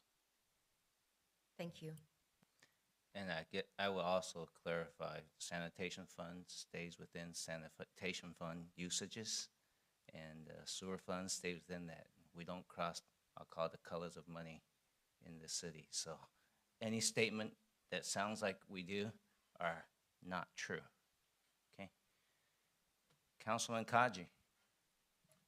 Thank you, Your Honor, and thank you, Chuck, for the presentation. And this is just an observation. I know in these discussions and setting rates, much is determined by state water policy and also by some of the larger entities in the state, and for us, for our discussion, Metropolitan Water District. So I think for the residents, for those who are in the audience, much of the cost that runs downhill to us here in Torrance is built in Sacramento as the state builds out its water resiliency statewide, since we as a state have been suffering the effects of long-term drought. There are significant monies being invested to ensure that our state never runs dry. But those costs are passed all the way down, and I think as part of this discussion, some of that is also built in as we are forced to buy imported water from Metropolitan Water District, but also as we attempt to source our own local well water, and there are limitations on how we can use that water as established by the state. I think it's a balancing act that we're going to continue to face. But also another observation, as we are increasing residential development here in the city of Torrance, I think it's important for us to keep an eye on how we can accommodate future growth, because we are seeing a considerable spike in new developments that are being proposed before this council. So I think we also have to keep in mind that we need to maintain this balancing act to ensure that we have sufficient resources, not only for our current residents, but also new ones. But thank you for your presentation. I still see Councilwoman Lewis' name on there. I don't have the ability to deselect them anymore. I just want the city clerk to know. Okay, I just cleared it. Okay. I used to be able to hit an X. Something changed. Anyone else from the council who wish to speak, please click in. Okay. If I don't, at this moment, let's see, I will take a motion to close the public hearing. Motion to close the public hearing. Second. Start voting, please. Your Honor, that motion carried with Councilmember Sheikh absent. Okay. Does the city clerk have a calculation of total number of written protests received currently? Yes, Your Honor. In addition to the 2 ballots we received tonight, the total is 730 ballots, protest ballots. And how many roughly is required to? 12,700. Okay.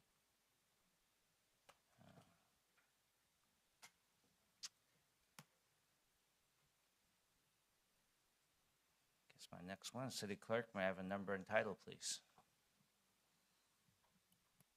Yes, Your Honor. This is resolution number 2024-87, a resolution of the City Council of the City of Torrance, California, adopting a revised schedule of rates and charges for water service in the Torrance Municipal Water Service Area.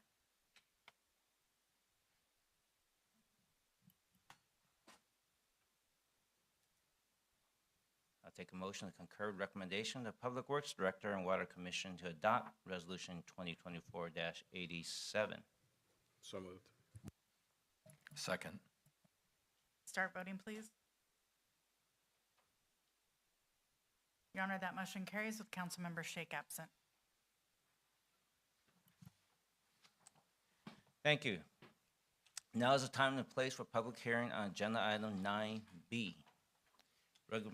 Recommendation of the Community Development Director that City Council conduct a public hearing to consider repealing Franchise Ordinance 3474 and replacing it with Franchise Ordinance 3940 for a franchise with Zenith Energy West Coast Terminals LLC for 16-inch pipelines for a 10-year term, with one 10-year term option to extend, and determine that the project is categorically exempt from environmental review pursuant to Section 15301 of the guidelines implementing the California Environmental Quality Act, and approve an ordinance summary for publication. Is there a staff presentation? Honorable Mayor, members of the City Council, I'm Pierre Paul Suri with the Community Development Department. The item before your honorable body this evening is a request from Zenith Energy West Coast Terminals LLC to replace an expired pipeline franchise held under Franchise Ordinance number 3474. This franchise ordinance was adopted in 1999 for a 25-year term, and it expired on October 21st of this year. On October 29th, the council adopted a resolution of intent to set this public hearing to consider the request. Notification of public hearing was published in the Daily Breeze on October 31st. The replacement franchise ordinance will be for a 10-year term with one 10-year option to extend. The pipeline under this franchise is considered common carrier. The rates are regulated by the California Public Utilities Commission, and they are non-negotiable. This year, the revenue generated from this franchise is $23,613.20. The city will continue to receive the same base fee, but the base fee will continue to be adjusted annually, utilizing the Consumer Price Index as an escalation factor. The action to grant this pipeline franchise is categorically exempt from the California Environmental Quality Act under Section 15301, as it involves the licensing of an existing facility. Staff recommends that the council adopt the categorical exemption under CEQA pursuant to Section 15301, adopt a pipeline franchise ordinance with Zenith Energy West Coast Terminals LLC, and approve an ordinance summary for publication. Representative from Zenith Energy West Coast Terminals LLC is also in the audience tonight. This concludes staff presentation, and staff is available to answer any questions you may have. Thank you. At this moment, I'll go to the public. Are there any members of the public? Has any members of the public signed up to speak, City Clerk? Okay, then does anyone who has not signed up want to have any comments to make on this item? Please come to the microphone.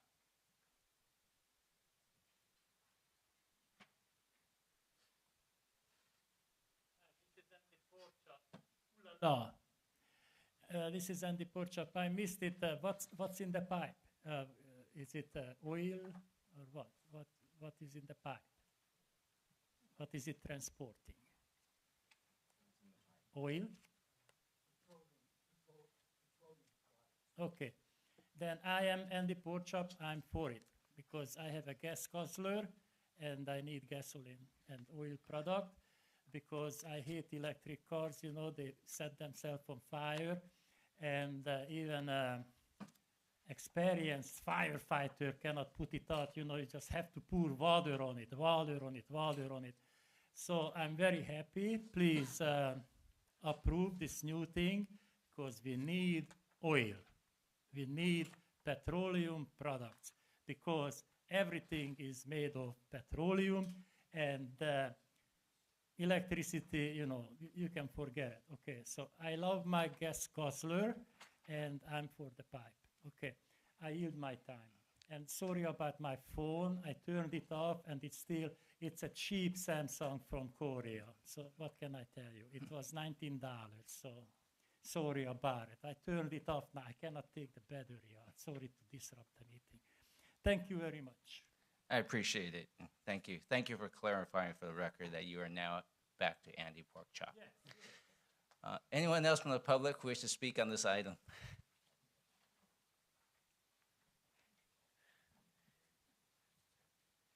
we could still do our work and have a little humor, right?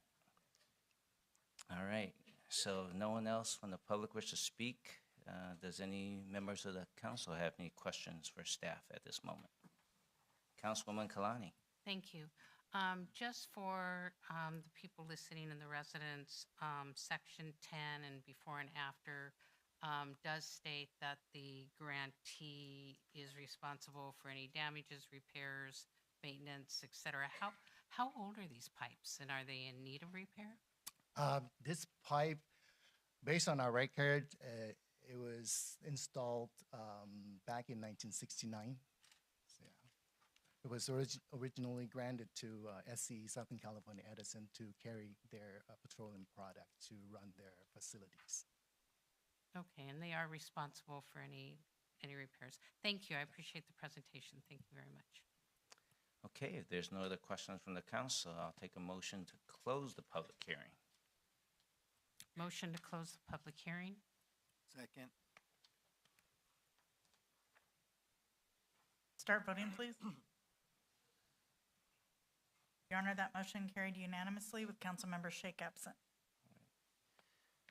City Clerk, may I have a number and title, please? Yes, Your Honor, this is ordinance number 3940, an ordinance of the City Council of the City of Torrance, California, granting to Zenith Energy West Coast Terminals, LLC, a franchise to construct, lay, operate, test, maintain, use, renew, repair, replace, move, change the size and number of, and remove or abandon in place a system of pipelines and appurtenances for the purpose of conducting, transporting, conveying, and carrying gas, oil, petroleum products, and water on, along, in, under, and across public streets, ways, alleys, and places within the City of Torrance.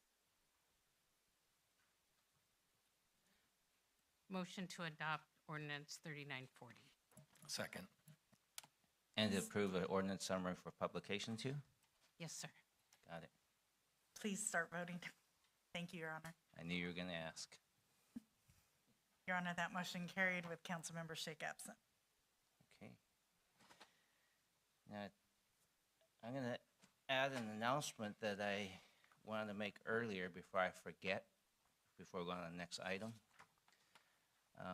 The City of Torrance is seeking a passionate and dedicated individual to serve as our representative on the Metropolitan Water District, or MW Board of Directors. This is an extraordinary opportunity to play a pivotal role in shaping water policies and ensuring Torrance's voice is heard in decisions that affect our region's most vital resource.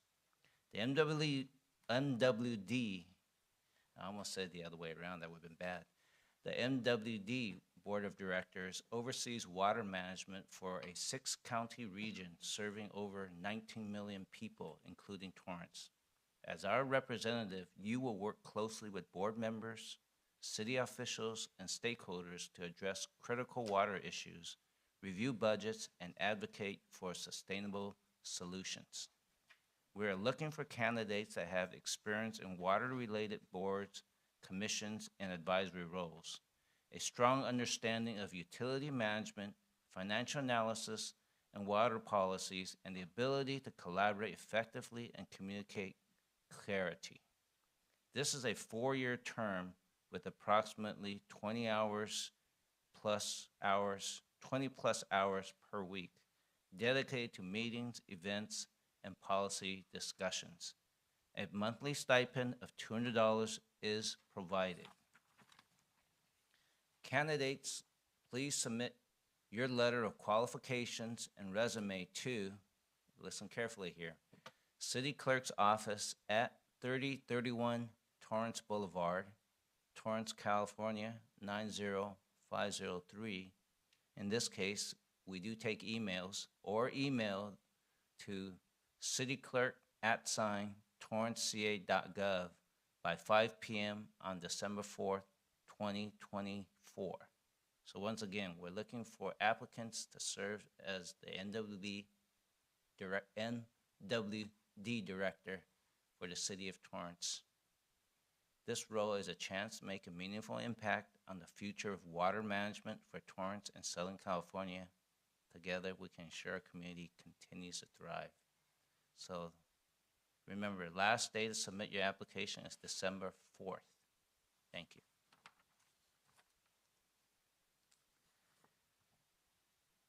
Let's see, and now we're on to, I believe, public hearing on agenda item 9C. This is a recommendation of Community Development Director that the City Council conduct a public hearing and take public testimony on the analysis of impediments to fair housing choice, covering the period of July 1st, 2024 to June 30th, 2028, and approve the final AI. I know, I was trying not to say AI. Everyone think we're talking the other AI. Is there a staff presentation? Yes, good evening, Honorable Mayor, members of the City Council. Julia Smith from the Community Development Department. The item before the City Council tonight is a recommendation of the Community Development Director to conduct a public hearing regarding the analysis of impediments to fair housing, also known as the AI, and approve the final AI. As a condition of receiving both Home Investment Partnership Program funds and CDBG funds, or Community Development Block Grant funds, the city must take meaningful actions to affirmatively further fair housing, including conducting an analysis of impediments to fair housing and taking actions to overcome those identified impediments. The public outreach and research for the AI indicates impediments to fair housing choice related to special needs housing, disability and source of income discrimination, as well as the need for affordable housing. The planned actions to increase opportunities for special needs housing were gathered from the housing element that was adopted by the City Council on June 14, 2022. These planned actions center around amending the zoning code. The city anticipates completing those in the next 5 years. To combat housing discrimination, the city's entered into a contract with the Housing Rights Center for housing discrimination counseling services. In fiscal year 23-24, the largest portion of housing discrimination complaints in Torrance were related to physical and mental disabilities. For affordable housing, the city continues to operate voucher programs through the Torrance Public Housing Authority, as well as continuing to look for other funding sources for the creation of affordable housing. It is staff's recommendation to conduct the public hearing and approve the AI. The next AI will be conducted concurrently with the city's next consolidated plan, which will be effective July 1st, 2028. That concludes staff's presentation, and I'm happy to answer any questions. Thank you. Are there anyone in the public who actually submitted comment cards? Okay. If not, anyone from the public wish to speak on this item, you have 2 minutes. Please come to the microphone.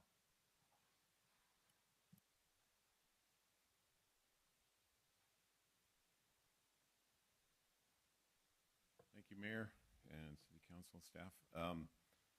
The questions or the items under Section 1, the amend the zoning code for special needs housing and the dates given, are these going to be presented sporadically before, what was it, 2028, I think, or before the next decision point? Are these going to be brought up and voted on and presented to the public as what changes you're going to make to zoning, et cetera? I was going to let you finish with your 2 minutes so that we don't eat into your 2 minutes with a response, unless you want us to do it now. Well, as part of the Amateur Radio Club, we used to check on the residential care facilities. And a residential care facility is not a daycare. So I have a real issue with calling a residential care facility equivalent to a daycare. And note it now, because that may be an issue coming forward. But I just want to know if these things are going to be brought up in the future before you get to the date of a decision, instead of all lumped into that one night when you have to make a decision. Okay. Is that all you have? Yeah, that's my biggest concern. Okay, you still got 20 minutes to talk before we eat into your time. A piecemeal presentation of 20 what seconds. these changes will entail would be very helpful to the public, instead of all one night in a 20-minute presentation that the city residents have no interest in looking at. That's my concern. The city's going to go blank on this when you throw it all at once. Okay. Is that it? That's it. Okay. Thank you, sir. Michelle? Your Honorable Mayor, council members, Michelle Ramirez, Community Development Director, anytime an amendment is done to our zoning code or our general plan, it must first go to our Planning Commission for recommendation to approval to the City Council, followed by to the City Council for the approval. As far as the items that come, we do try to relate things that are similar when we bring the zoning codes together. So it is possible more than one item could be brought at a time, but we do try to make sure that it's things that's relevant to that part of the code. Great, thank you. Anyone else who wishes to speak on this item?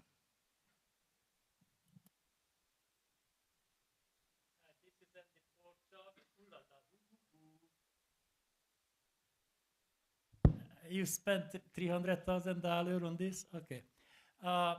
Unfortunately, I was busy and I did not have time and to study the matter, and my phone is malfunctioning and I did not download it. So right now, I couldn't look it up because my phone is letting in the messages, so I couldn't read the thing. And I don't know what is, it's a sad thing when an idiot like Pork Chop listens to a presentation and doesn't know what the hell it's about. I don't know what she was presenting. I don't know what was it all about. Okay, housing or this or that. So I don't even know how you expect anybody to speak about it. You know what I mean? You don't have it in the lobby. I cannot read it. I tried to read an article in the lobby. It's like have to go through pages, to find where is the item starts or finishes. So this is ridiculous. This is just ridiculous. You know what I mean?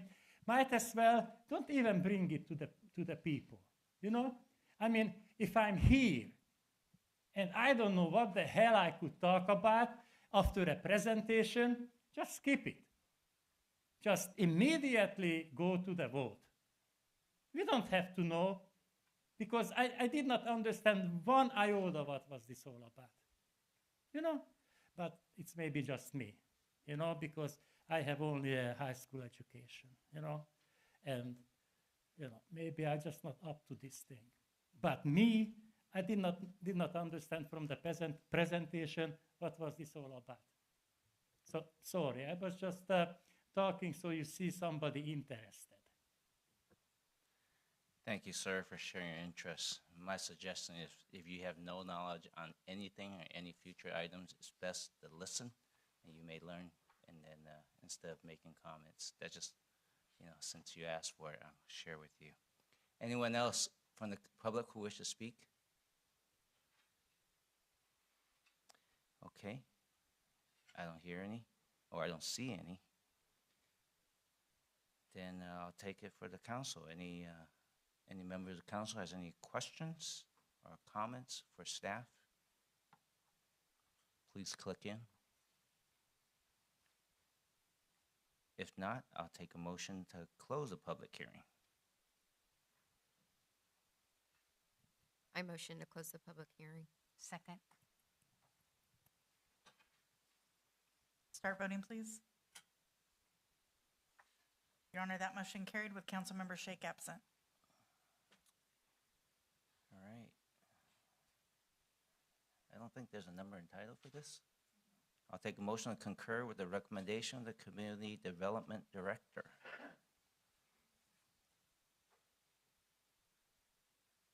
I make a motion to concur with the recommendation of the Community Development Director.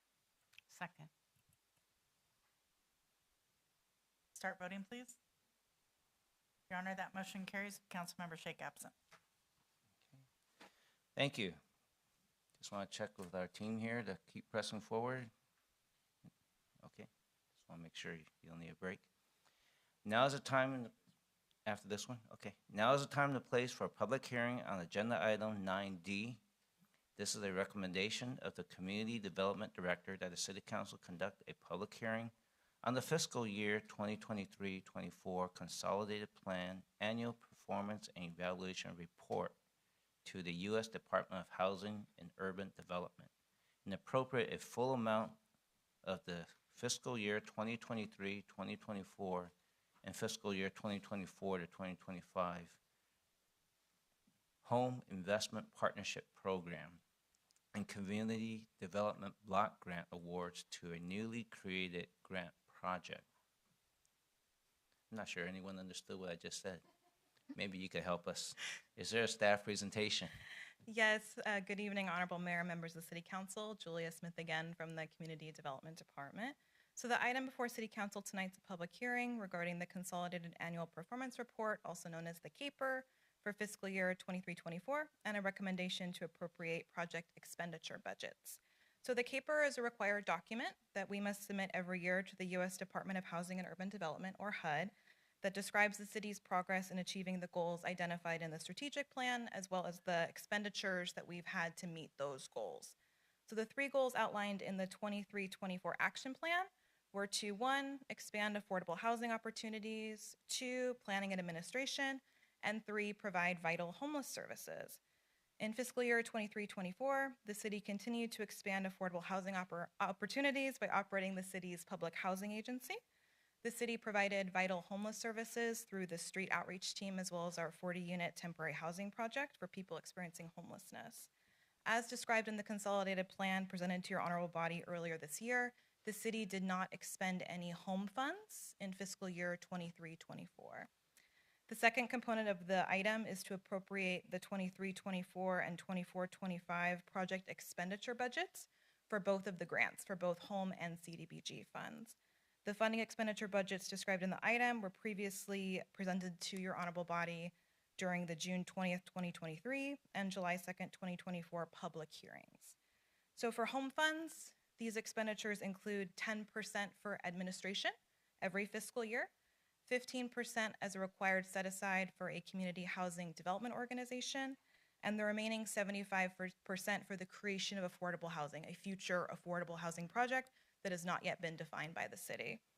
For CDBG funds, the expenditures include $15,000 for a fair housing contract administered by the Housing Rights Center, the remaining administrative funding of $185,462 for city administrative costs, and the remaining 80% for the Public Works Sidewalk Improvement Project.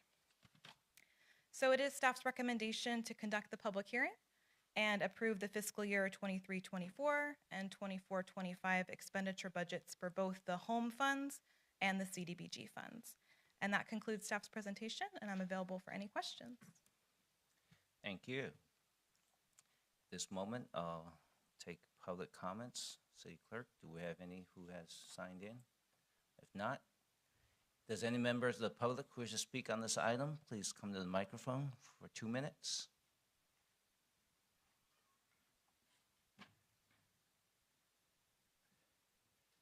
Hello, this is Andy Porchap again. I always interested when I hear this affordable housing and this and that, and it's a very nice thing. We get money from the government and this and that, and blah, blah, blah. She said we don't even have a rule what we do with it.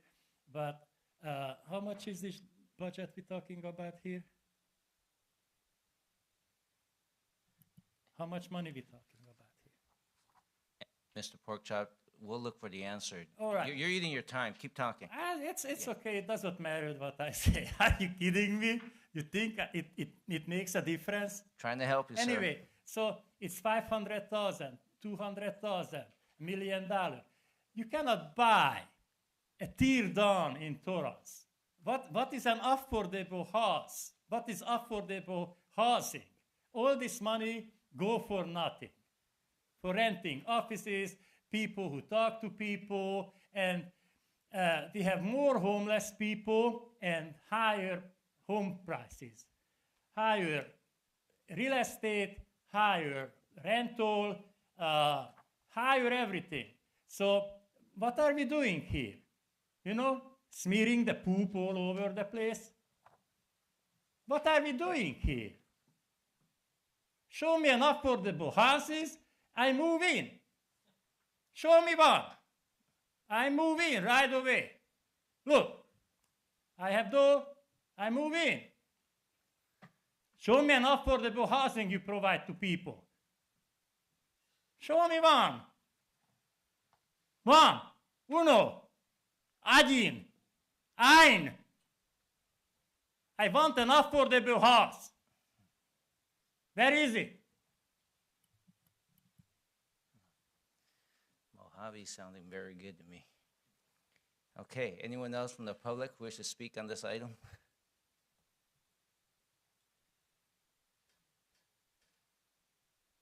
Okay, I'll take it to the city council. Any staff, city council members have comments or questions to our staff? Please click in. Okay, if not, I'll take a motion to close the public hearing. Motion to close the public hearing. I second. Start voting, please.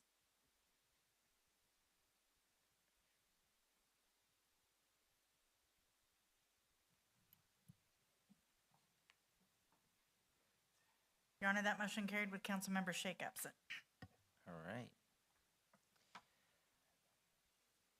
Okay. I don't have to ask for number and title. I think at this moment, does anyone, any council member have anything else they'd like to do other than I'll take a motion to concur with the recommendation of the Community Development Director.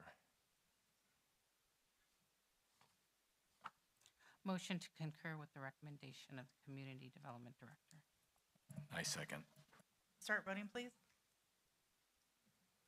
Your Honor, that motion carried with Councilmember Shake absent. All right, we're going to take a 5-minute break. Thank you.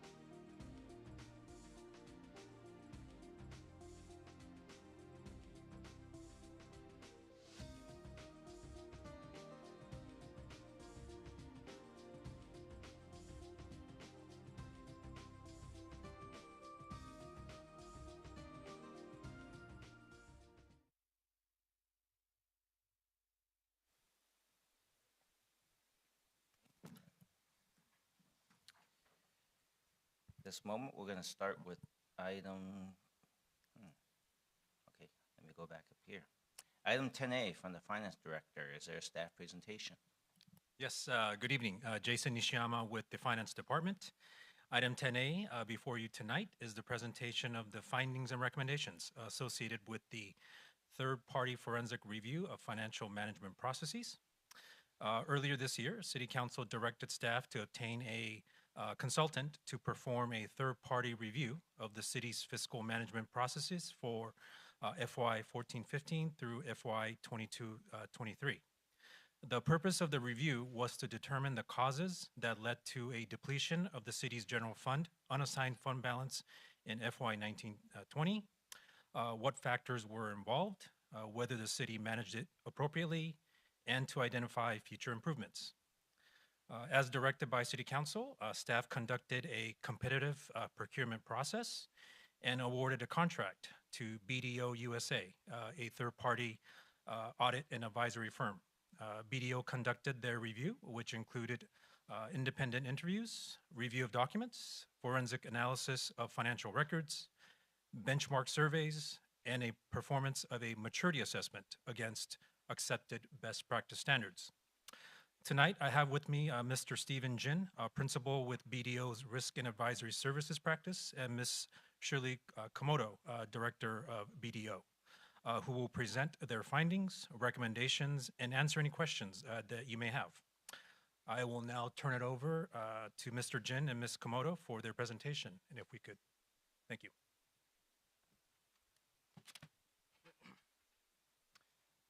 Good evening, Honorable Mayor Chen, esteemed City Council members, and staff. I'm pleased to present a summary of the results of BDO's work to you tonight. Next slide, please. As Jason mentioned, BDO was engaged to conduct an independent forensic review of the city's fiscal management processes for the period fiscal 2014-15 through fiscal 2022-23 to understand causes of the 2020 reserve depletion. BDO was also assessed the city's response and provided recommendations as needed. During the course of our work, we performed interviews of city management and stakeholders, including council members, the treasurer, and staff. We performed an evaluation of fiscal management and budget documentation against Government Finance Officers Association, GFOA best practices, and we benchmarked the fiscal practices of Torrance against Pasadena, Santa Monica, El Segundo, and Burbank. These cities were agreed upon between BDO and city management. Just to add that note. In conclusion, we identified 5 key root causes that led to the 2020 fiscal crisis. We noted that the city has made significant improvements, including the implementation of zero-based budgeting, replenishing the reserve through a variety of expense-cutting and revenue-generating activities, and establishing enhanced transparency and KPIs around fiscal management. Further enhancements are recommended to continue to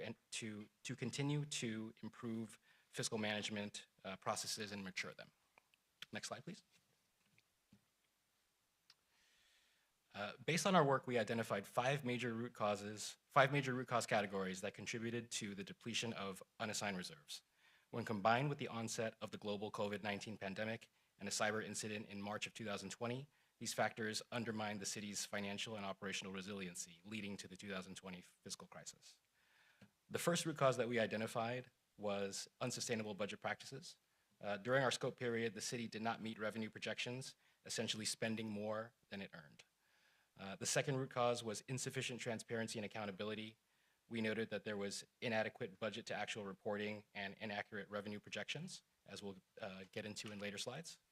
The third root cause that we identified was limited time for council analysis and deliberation of the budget. We also noted that the budget documentation during this time period was overly complex and perhaps challenging to get through. The fourth root cause that we identified was insufficient control over the use of unassigned reserves. We found that there was no formal approval over the use of unassigned reserves to make up the shortfall between expenses and revenues. And the final root cause that we identified was insufficient risk assessment, controls, monitoring, and contingency planning. We noted that there was a lack of resilient systems around the budget and a lack of monitoring and contingency planning for the circumstance where expenses might exceed revenues. Next slide, please. We wanted to provide a brief summary of the historical issues and challenges the city faced, including unexpected external events culminating in the 2020 fiscal crisis. The first was recurring use of reserves. As we'll highlight in greater detail on the following slide, expenses exceeded revenue from 2015 through 2020, draining unassigned reserves. In 2019, the state auditor rated Torrance as high risk due to a significant reduction in general fund reserves and liquidity. This was followed by a reduction in the city's credit rating. A cyber incident occurred in the city on March 1st, 2020, and this was followed shortly thereafter by the COVID-19 pandemic, which largely, accepted to have been announced on March 20th, 2020. In culmination or in net, these insufficient reserves combined with the cyber incident, the pandemic, and the resulting rapid drops in sales and hotel taxes left the city facing a fiscal crisis. Next slide, please. From 2015 to 2020, the city consistently spent more than it earned and used its savings to cover the extra costs. We wanted to highlight this in a series of graphs. The first, at the top right, number one, projected revenue was lower than actual revenue for this period, and projections were not adjusted based on actual revenues in previous years. In number two, projected expenditures were about the same as actual expenditures, so they tracked well. And in number three, the net of these was that actual expenditures exceeded actual revenue, and unassigned reserves were used to compensate for cost overruns. Each year, unassigned reserves were utilized, and by 2020, reserves dropped to $581,000. Next slide.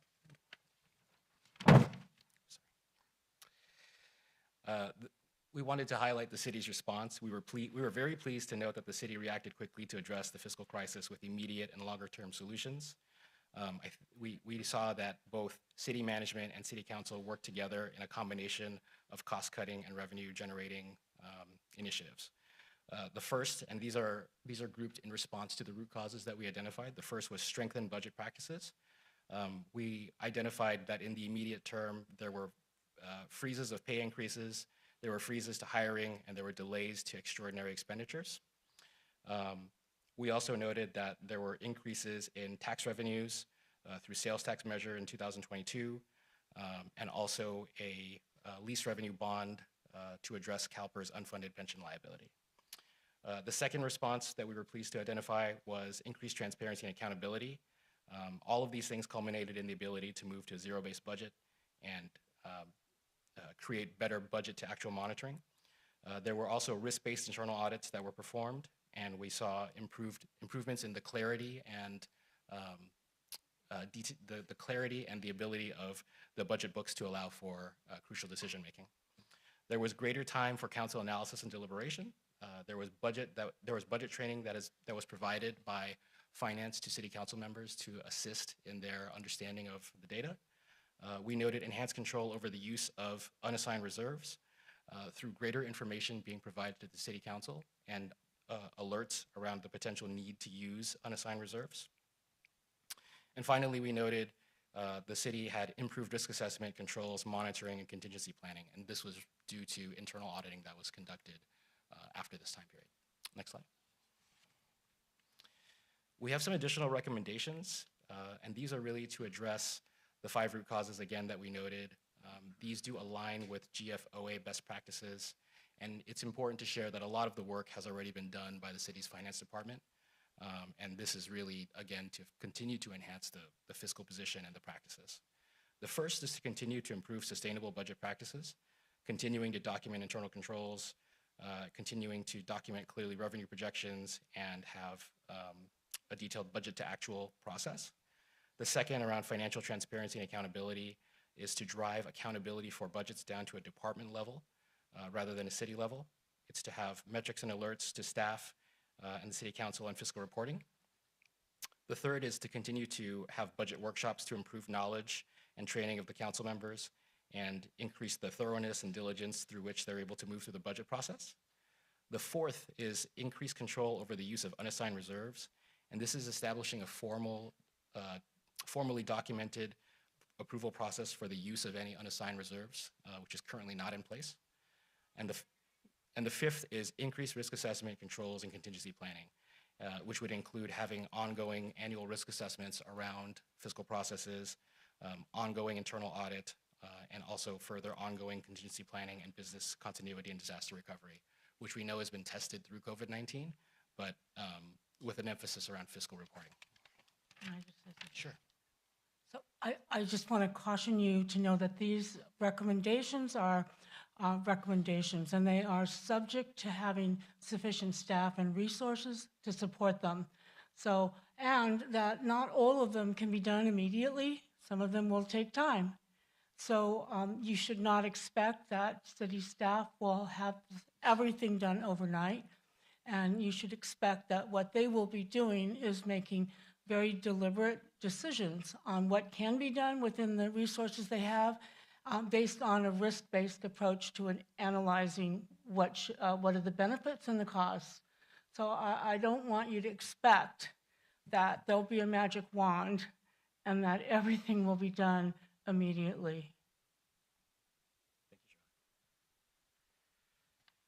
Joanne. If we could go to the next slide. Just to conclude, actually one more slide, please. Just to conclude, as we're required to issue a conclusion around our work, we noted that the internal controls for fiscal management have improved since 2020 and are currently satisfactory. The city has demonstrated a desire to continuously improve the effectiveness of its controls, and therefore we recommend it seek to further enhance its processes over the next several years, as we've noted. Finally, I wanted to share some work around the control maturity that we did. We used the 28 categories, which comprise nearly 300 attributes and requirements called out by the GFOA best practices, and we assessed the city's fiscal processes against these requirements before 2020 and then as of today. Before 2020, we noted controls maturity as being 1.6. This is on a scale of 1 to 5, where 1 is low, 1 is informal and ad hoc and undocumented, and 5 is continuously improving. We typically like to see public companies, cities, governments, nonprofit organizations that are sophisticated and mature be at least at a level of 3, which is documented. Based on the work that we've done as of today, we're pleased to share that the city has a control maturity of 3.1, and on a go-forward basis, we recommend that over the next few years, the city strive for a rating of 4.1, which is tested. That would imply that, as Shirley mentioned, there are ongoing efforts to test the fiscal processes and controls to ensure that they're operating effectively over time. I think this concludes our presentation. Are there any questions?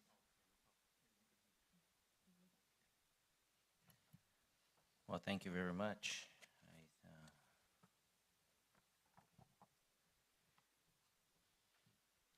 At this time, I'm going to see if any members of the public who wish to have any comments or question on what was presented. I know that I want to hear from the public first.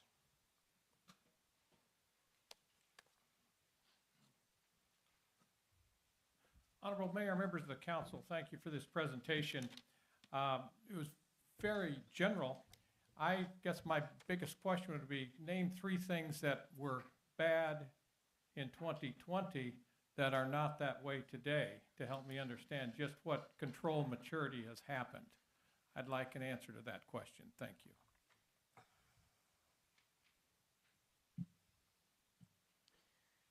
Interesting. I thought they just did a whole presentation. But anyone else who has comments on this? Hello, this is Andy Porchop again. My question is, why do we have a forensic review here instead of a full audit? And I started to come to this meeting, as you know, in 2019, and I got stuck with that thing because, you know, it's a good entertainment for the gas money I have. And you're spending all this money to finding who is responsible for this. And I thought we had 2 minutes. Anyway, the mayor, This the is city not public manager, hearing. Go ahead. the city manager, the finance director, the dismantling the treasury department, no checks and balances. And why do you think Leroy Jackson quit? Why do you think Chao quit? They screwed up the city. And who was the mayor? Patrick Furry. Thank you, sir. This is, just to clarify, this is not the public hearing portion of the council meeting. We made the public hearing come before the administrative stuff. So now we're back to public hearing, administrative portion of the council meeting. It's 1 minute per speaker. Go ahead, Mike. Thank you, Mayor and council staff.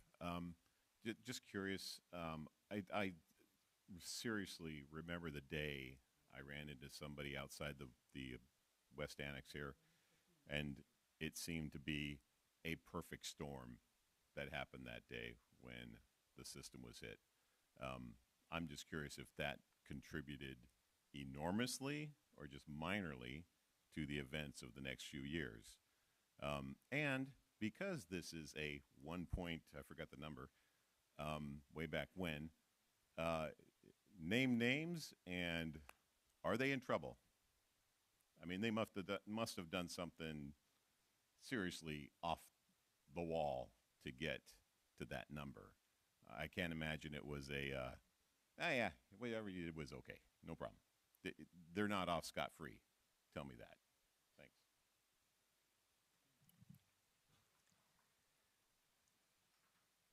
I think we have someone coming.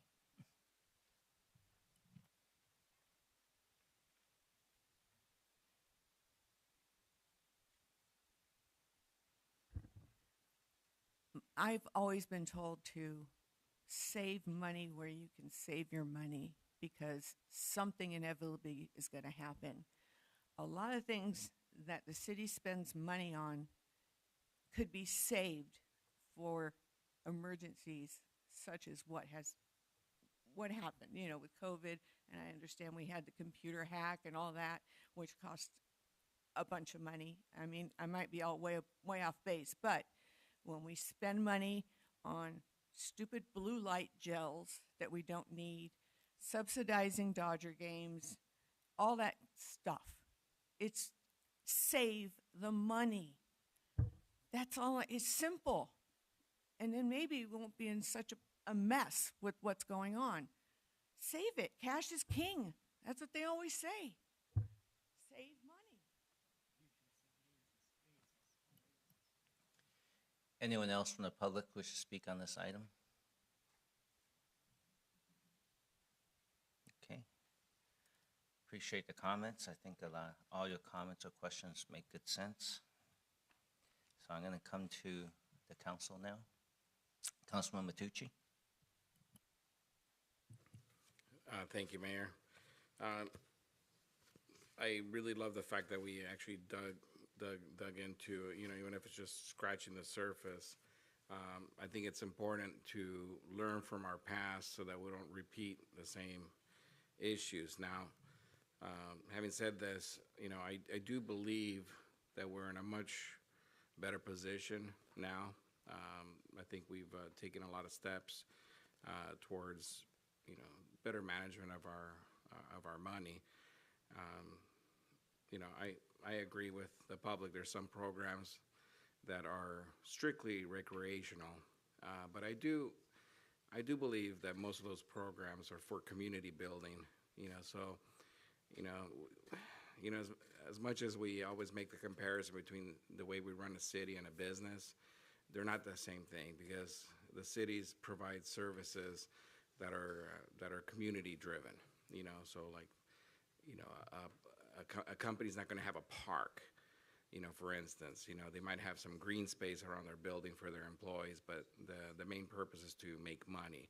For us, is to build a nice community. So, yes, I'm sure we can identify a whole bunch of line items that we could scratch off, but every time you scratch something off, there's somebody going to be in the public that's going to be upset at that program being cut. So, I guess I think one of the biggest things that really, truly concerns me is and I know I sound like a broken drum here, but broken record,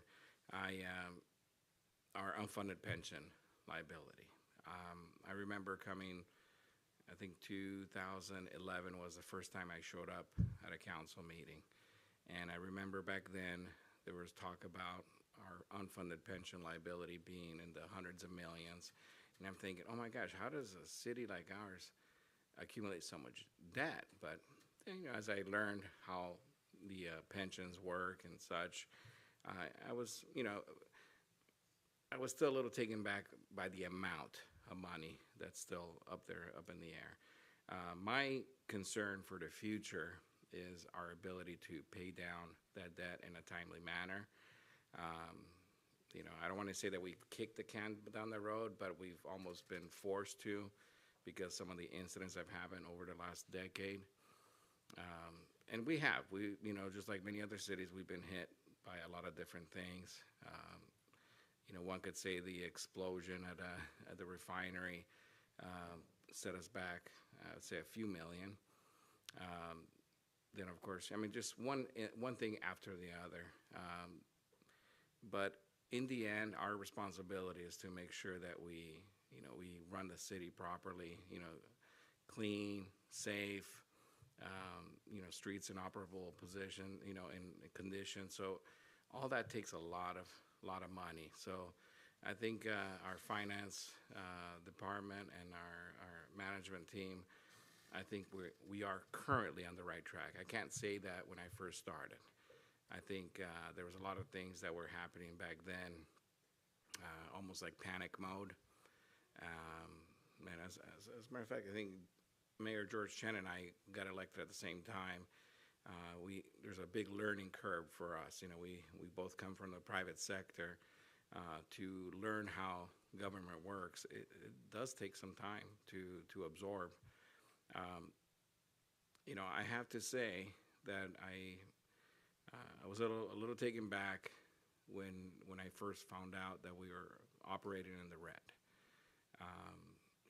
I think, I know it was all black and white, but when you get a budget that's thick and numbers going back and forth, it's not necessarily easy for a person like me to just go through it and fully understand page after page, paragraph after paragraph. So I think for the future, I think we need to, I don't want to call it dumb it down, but yeah, I'll call it dumb it down so that we, not just myself, but the whole public can also better understand the budgeting process and what we're doing exactly with the money.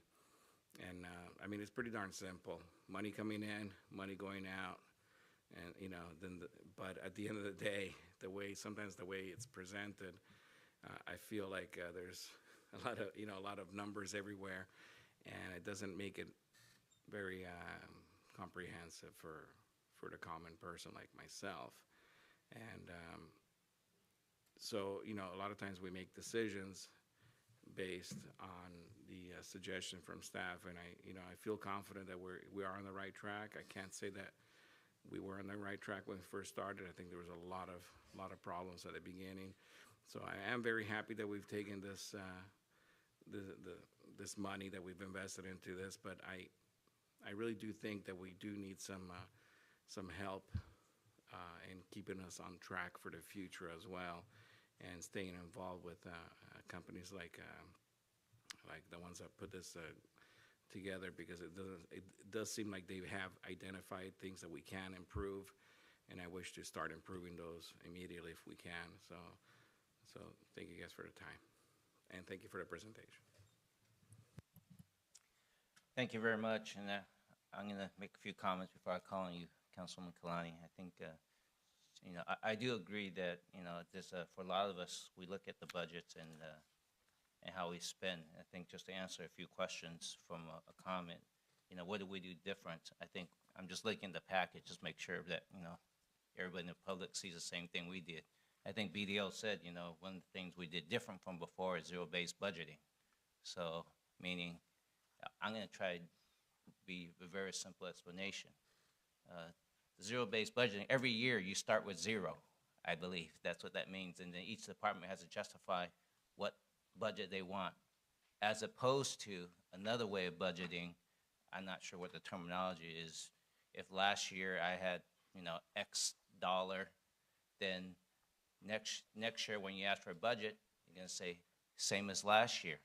So if we come toward the end of the fiscal year, and I'm not saying any department that does that, if they're underrunning their budget, they tend to want to find ways to spend it so they could justify that same budget for the next year.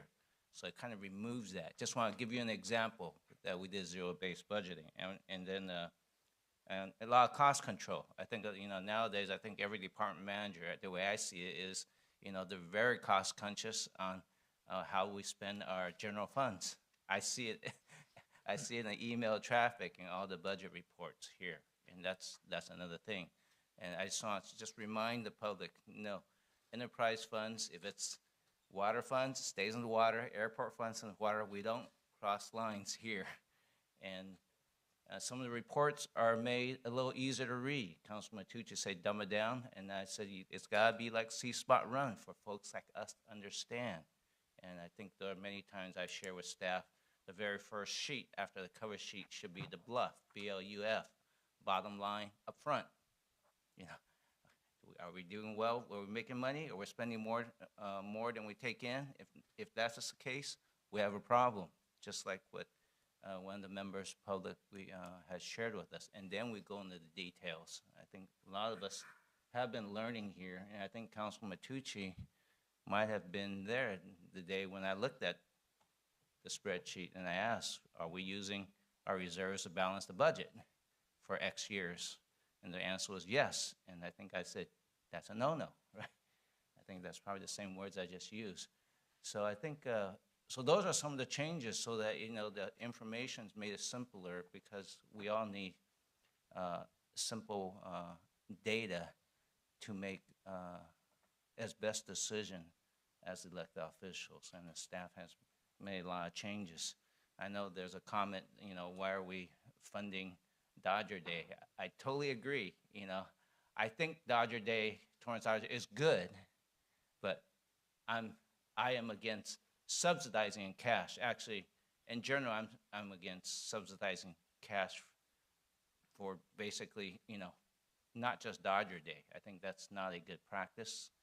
It's very different to provide in-kind donation, but to provide cash subsidy, even for good organization. Not that we don't like it, like I said, not that we don't like Dodger Day, but if it's $30 a ticket, we should charge $30 a ticket. And those who want to go, buy $30. Those who don't, they're not pitching into the pot so that the other folks get a 50% discount. Totally agree. So we'll see what happens when we talk about budget comes middle of next year, but I'll explain that right now. And we have more things we built in terms of using reserves. I don't know if it was mentioned clearly. I'll call it to go into unrestricted reserves. I'll call this a dual key, right? You're gonna have to come to the council. That was mentioned to dig into reserves. So our reserves went from 581K. I think we're projecting roughly 75 million now. Okay, and that also means that just because we have vacancies, we don't just go willy-nilly and just fill it. So some of our vacant salary savings we're able to use so that we can do the 4.1 million police hire incentive and retention policy. So using it wisely to really allow us to hire without, increasing the budget. So that was totally based on salary savings from vacancies. So those are some of the things. I just want to give an example. I know that was asked that's been done. so the public knows that there are changes have been made, and there's much more, a lot more fiscal discipline. And we just talked about water rate funds. So for many, many years, we did not adjust, utility rate funds like water, sewer, or sanitation.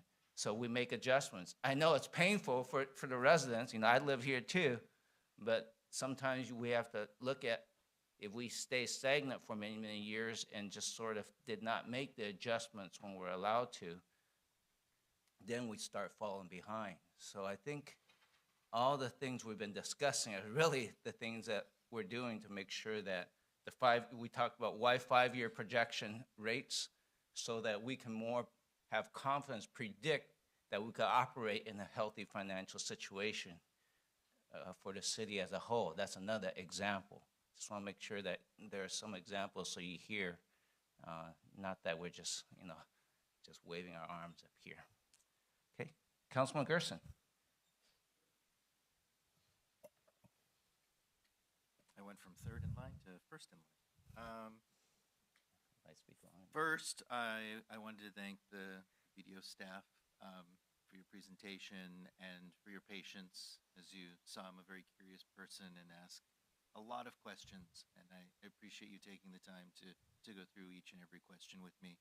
I also want to thank our Finance Director, Poison, for her very candid conversations and openness to the questions that I asked, because I wasn't here back then, and I wasn't even here when this particular budget was initially put together. I got to do the second year, let's keep going vote, and I'm looking forward to working with the council to decide the next budget and set those priorities. And so I know a lot of the council members have heard me say it privately, and now I'm saying it publicly, is that I keep pushing and will continue to push on them to do a self-evaluation of the council and making sure that we look at ourselves as a governing body, and that we are making sure that we are evaluating ourselves and looking at ourselves as the guide to the city, as the vision makers and policy makers. And in that vein, then we get to argue out and try and decide those budget priorities, and making sure that we are clear on those priorities. The three smoking gun, that I know was being asked for, the big things were pension liabilities, ransomware attack, and the COVID-19 shutdown. We know that. But also, as far as how the operations were being in deficit spending, and so where were those budget priorities? Where was the council as a governing body to guide that conversation? Which goes to one of the things that the BDO staff said that I really, really connect with, which is time. Time, I think, is the single most important thing that we can be given. For example, we were last week at a conference, and we're at a state, and here we are focusing on learning and honing our skills, connecting with other council members, and trying to improve our own practice and understanding of where cities are going, where technology is going, to rush back and have a huge agenda, both closed and open session, for us to rush through, read, and prepare for this meeting. And budget is so important that having the time to go over it, to mull over it. I love the budget workshop and the opportunity for us to go through, not only understand, but make sure that what we've set as our 4, 5, 6 priorities, whatever we decide at that time, that those priorities are actually what is reflected in that budget. And so I really appreciate the work that you've done and what you brought forward, and I think it will help us moving forward too. Thank you. Thank you. Councilman Kaji. Thank you, Your Honor. And like my fellow council member, Mr. Gerson, stated, I'd like to thank BDO for your commitment in producing this report. I appreciate the time that you spent with myself, and also the finished work product, which I think gives us here in the city and also the residents a path to move forward on and to improve our internal operations so that the residents can feel assured that their government, their local government is performing at an optimal level in a transparent manner, and that whatever decisions we make as a policy body, we can do so within the confines of a well thought out budget. So thank you very much. Also for the finance department, I know that Sheila Poisson is not here tonight, but I wanted to publicly thank her. Also those in the finance department who interfaced with BDO. Also, I did want to publicly thank Commissioner Mambahal, who's on the SST Commission. Before I introduce this to the council for consideration, I did meet with him and he made suggestions as to what this type of report should look back on, what period of time. So with that, first a few questions before I maybe share some thoughts.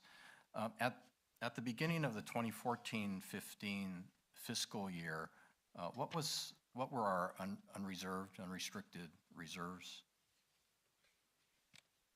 Sorry. Mayor, happy to respond to that question. Sure, go ahead.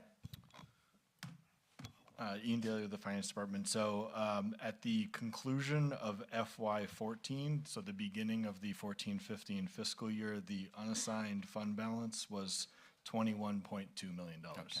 All right, thank you. One other point, on page 7 of the PowerPoint, item number 4, the item increased control over use of unassigned reserves, and this is addressed to the BDO partners here. I know that in our conversations you discussed about some of the concerns about how unassigned reserves were utilized without any direct oversight by the council. Could you talk in more detail on what maybe specific recommendations you might have? So the specific recommendations going forward would be that the council have some type of approval over the use of unassigned reserves in the event that you have more expenses than you have revenue coming in, and that can be done as a part of your budget process in advance. And it doesn't have to be done with every dollar. It can have thresholds. And as the budget changes over the year, it can be done during your regular updates and quarterly meetings. I think the main thing is to make sure there's sunshine and it's clear. And your staff has already done that by putting the additional details in the budget reporting information that you get now, which is different than what you got in 2020. So I think that there needs to be additional attention paid, and we've brainstormed ideas of how to do that. But the most important part is when you are approving something, if it is going to use your unassigned, then you want to make sure that you know where that money's coming from and that you've approved it and it's in writing, it's documented. And that's what we did not see in the historical documents when we went back those 10 years. Right. And so in those discussions, and I had to reference the city charter because we do have a section on finance and taxation, and I do believe our city does address that in broad terms, but not specifically. And so I think as we discussed in that period, 2014-15 to 2020, there was no evidence of advise and consent between then city manager, finance director, and the council, that during the course of that 5-year period, those unrestricted reserves simply moved into the general fund to cover any budget gaps between revenues and expenditures. Is that correct? Yes, that's my understanding. And it was primarily due to the gap between the revenues projected and the actual revenues received. That was the primary reason. So that's why that tracking and that budget to actual that you're currently doing now is so important. Okay. Thank you. So now I have a few thoughts on this report, this forensic study. Going back to 2014, 2015, when there was 20 plus million in unrestricted reserves, and then going forward 5 years to when the city's reserves dropped precariously to $581,000. Based on this report, and also based on some of the observations that I've made, there were no guardrails to protect those reserves. If staff at that time overstated revenues, understated expenditures, there was built into each budget year for that 5-year period a structural deficit. And I think we saw the end result in 2020 when those reserves dropped to $581,000. Now, of course, in the life of any city, such as Torrance or any city, when different extraneous events occur, say the departure of a major public company from the city of Torrance to the state of Texas, a cyber attack, a COVID pandemic, that's the purpose of having reserves. I'm of the opinion that reserves require the consent and approval of the elected officials. But as I've been spending the last 2 months myself going through the public record, reviewing open sessions held during that period of time, also listening to statements made by certain city officials, the former finance director, Mr. Eric Sau, in 2018, in an article in the Daily Breeze, was asked about what the impact of Toyota's departure was on the city, and he in effect said, no effect, it's just one company. Sales taxes are up, property taxes are up, hotel taxes are up, we're doing fine. Now, he made that statement in 2018, when in fact, what we see here is evidence that there was a structural deficit in this budget.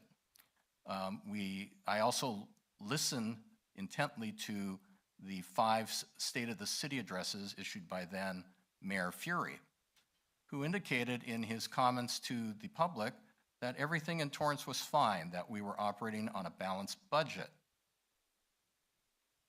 giving the public an impression that operations here at City Hall were just humming along.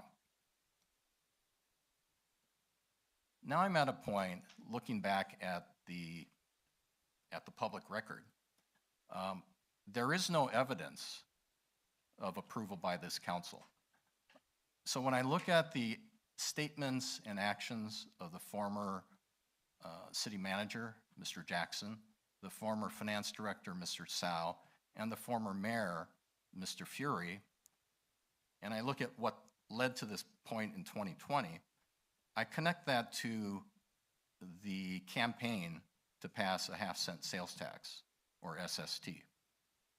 I went through that record. I listened intently to what was debated here, what was discussed on the council, how that campaign went out into the community, what statements were made referencing the COVID pandemic, the cyber attack, all these other impacts on the city, legal settlements and all. What was missing from that narrative was any reference to structural deficits that were baked into the budget that were not fully disclosed to the public. I have a real problem with that. That was and I'm only speaking for myself as a member. Terms that come to my mind are concealment, an attempt to distract, an effort made to whitewash what a few people knew was going on, but which thousands of Torrance residents were completely unaware of until the money ran out. And that's when the argument was made, and once again, my opinion, that's when the argument was made, yes, we need money. We need a half-cent sales tax. And I'm not against, you know, I look at what the net results are of having SST. And those are funds that the city is prudently using to supplement, you know, our police, fire, and other essential services. So I see the benefit of that. However, I still have to go back to 2014 to 2020. Was there a cover-up? Was there a cover-up? Was there a conspiracy to cover up a structural deficit in the budget? Unless I see something to the contrary, I have to look at this report and I have to hold it up in the light of day, because I do not see evidence in the public record at all. Anything that was discussed here in this council chamber, anything that was pronounced in public speeches or in news articles, if anything, it was to the contrary. And unless those individuals knew something that none of us knew, shame on them for attempting to fool the public into believing that everything was fine. We had, I asked staff if there were any salary increases during that period of time. There were. How do you justify salary increases when there's a lack of revenue to cover those increases? That's completely unjustified. That's irresponsible. And so I'm calling this for what it is. Once again, I'm very happy to look at how far we've come. We've come a long way, and I think we're headed in the right direction. So thank you, to Finance.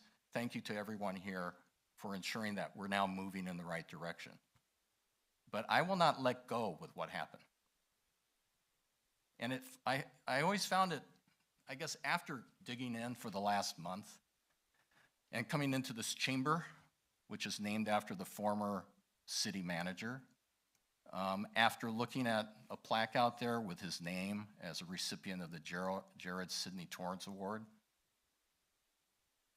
I don't understand what justified the naming of this council chamber after an individual who, in my opinion, acted and mismanaged the city and willfully withheld information from the residents. So unless anyone's going to prove me wrong, I mean, I'm open to input. But the conclusion that I came to today by way of this report freezes my blood. And there's thousands of Torrance residents who always wondered what was really going on. What justified SST? What were the causes of SST? I think we know now. So with that, I will make a motion to accept and file this report because I think it's a significant report to be part of the public record. However, going beyond this report, I do think we have some forensic work to do. And so for those of you who are here tonight, for those of you who are watching at home, for those of you who watch this video later on, I'm speaking on the record tonight that what happened in the past and whoever was complicit in that cover-up needs to be brought forward. What I'm not saying is that monies were misused, but the public trust has been broken. That, to me, is the worst thing that could happen. I think this body is doing a great job of repairing that trust, but we can't forget what happened. So with that, I'll make a motion to accept and file the BDO forensic audit as provided to this council. Second.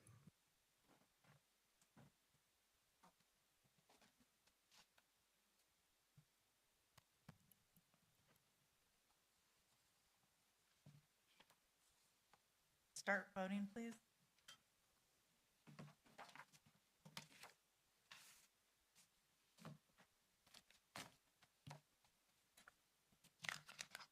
Your Honor, that motion carried with Councilmember Shake absent.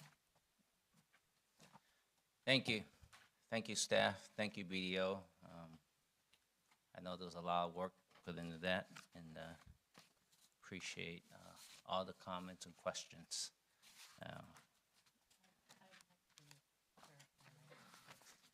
Councilwoman Kalani? Yeah, I would like to clarify my vote, please. I voted to accept and file this, but I do not want to be part of accusations that do not have substantial evidence. Thank you. Okay. Thank you very much. I think let's press forward and go on to next item. I think as we look at the data nowadays going forward and at least where we're going, I think the slope of the city is in a positive direction. And I think we all can agree. And I think and I'm very happy with that. And with that, let's go to 10B has been deferred to December 3rd or a date that we will undetermined. Moving on to item 10C from Community Service Director. Is there a staff presentation? Good evening, Honorable Mayor, members of the City Council, John LaRock, Community Services Department. At your meeting of September 24th of this year, a draft mural policy was presented in anticipation of new public art mural activity in the city. At that meeting, your honorable body provided direction that the draft mural policy be revised and considered as an ordinance. Following collaboration with the city attorney and community development director, a revised item is provided for your consideration that would amend Chapter 11 of Division 9 of the Torrance Municipal Code, entitled Signs, to regulate the placement of public art murals on public and private properties. Staff's recommendations that the City Council, 1, adopt a categorical exemption under the California Environmental Quality Act, or CEQA, under sections 15378 and 15061B3, and 2, adopt an ordinance amending Chapter 11 of Division 9 entitled Signs to amend Article 11, Section 911.2.260 entitled Original Art Display, and renumber existing Article 10 entitled Enforcement to be Article 11, and add Article 11, Section 911.10.010 entitled Mural Policy. 3, approve an ordinance summary for publication, and 4, adopt a resolution for the city's mural policy. Thank you, and staff is available for questions. Okay. At this moment, I'm going to go to the public first to hear public comments on this item of respect to murals. Anyone from the public wish to speak, please come to the mic.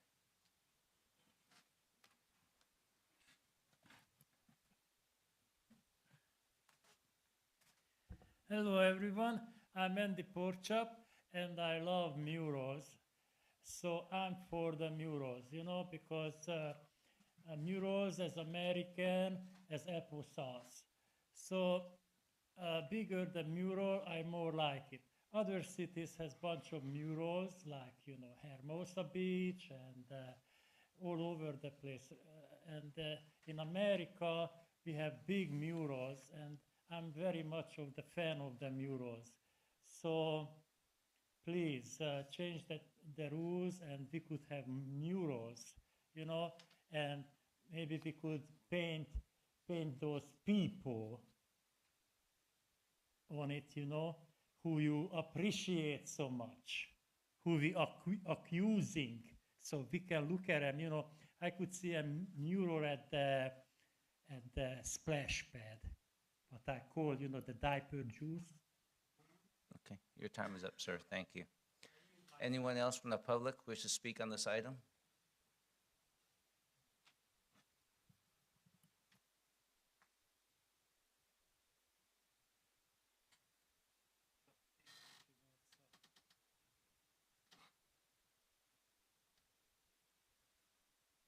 Hello. I wanted to speak further on it, but you guys have made a change, and I can't even see the material now because you changed the agenda where it's posted and stuff, and we can't even find it. I don't understand. I wish you would put it back so we can see the entire agenda and the staff reports, so that we can see the pictures. We don't know We can't see it, you guys. This is ridiculous. And there's no printed copies out there. Please, would you go back to the way it was so we can see what you're talking about? Now we can't even see it. So, and I'm, I'm middle-aged here, but there are a lot of people in this town that are older than I am. How are we supposed to figure this out? Okay. Maybe what I think I'm gonna ask staff, maybe if we need to. I'm sure she's not the only one. If we could at least allow a workshop session that maybe the public come in and we could just help work through the process a little bit. Your Honor, Danny Yeah. Santana, City Manager's Office. The team is working on a video that will help guide, which will be posted on the website. We have transitioned to a new meeting software. Right. Or agenda management software, I should say. It is all on the same location. It is just we have our prior agendas under prior meetings, and we have the new, starting with today's meeting, in a separate link. But we will make sure that all that gets clarified for any members of the public that are having issues. Yeah, got it. So, in the meantime, before that comes up, if you have some problems, I would say, if you want to contact us, make an appointment, maybe, we'll have someone help you. Your Honor, we'll have staff available to assist. Yeah. We went to this one meeting software, which is part of the electronic agenda process the whole city is going through. And we're all going through some of the transition pain. It's probably very similar to the first day you got your smartphone and you're trying to figure out which button to push. We're going through a little bit of that. I understand. I understand. I understand. We get it. Because today was supposed to be the first council meeting that we all transitioned to the one meeting stuff. But you could see today we're actually partial right now. Even some of us looking at our agenda packet is going through a little bit of transition pain, which I expect. I said that last time. I expect that to happen. Anytime you go to a new system, these are the kind of transition we will go through. So please be patient. But if you want to go through it, contact us and we'll spend the time because we want to make sure, because we're going through the same transition process too. I understand that. I mean, there will be a time when, you're going to see us trying to make a motion, and you're going to see us saying, well, how come you can't make a motion? Can't you just hit a button? And we will be going through that process until we get better and better. So it's a new tool. Got your comment. I think we're going through it. But until we get the whole video training come up, if you need to, please come, and we will spend the time to help you and anyone. Got it. Anyone else from the public? Yeah. I mean, Mike is sitting there. He's probably the technical guy. He'll help you guide you through it. If he can't do it, then we're going to really get some training. All right. Anyone else from the public wish to speak on this item? All right. I think we've exhausted that. So I'm going to come to the council. Councilman Gerson. Thank you, Mayor. First, in fairness to the public speaker, even as of today, I did switch over and try and use the system as they would approach it. And there were a couple of PDF buttons where I hit, and I did get a message that did not allow me to pull up the PDF. So just so staff knows, there was some snafus. First, I felt like I should talk first because the last time this came up, I was the one that ripped it to shreds. The policy and asked that it be sent back, talking about time, and making sure that there was a nice enforceable ordinance that was written. And so I want to thank staff. I want to thank the Community Services Director, LaRock, and everyone who took the time to create an ordinance that I feel like is 1,000 times better than what was happened last time, and I'm very happy with. I did want to point out, I sent an email, but I just want everyone to know that there's one little minor scrivener's error on page 1 in attachment 3. 1, 2, 3, 4, 5, 6 down. It says, whereas the city swishes, and I think that means wishes. If we could just make that minor adjustment before anyone makes a motion. But thank you very much for the time you spent on it. It's much, much better. And Councilmember Gerson, John LaRock, Community Services, just for your awareness, we did issue a second supplemental that addressed that Scribner's error on both the resolution and the ordinance. Great. Online, it's still incorrect. Thank you.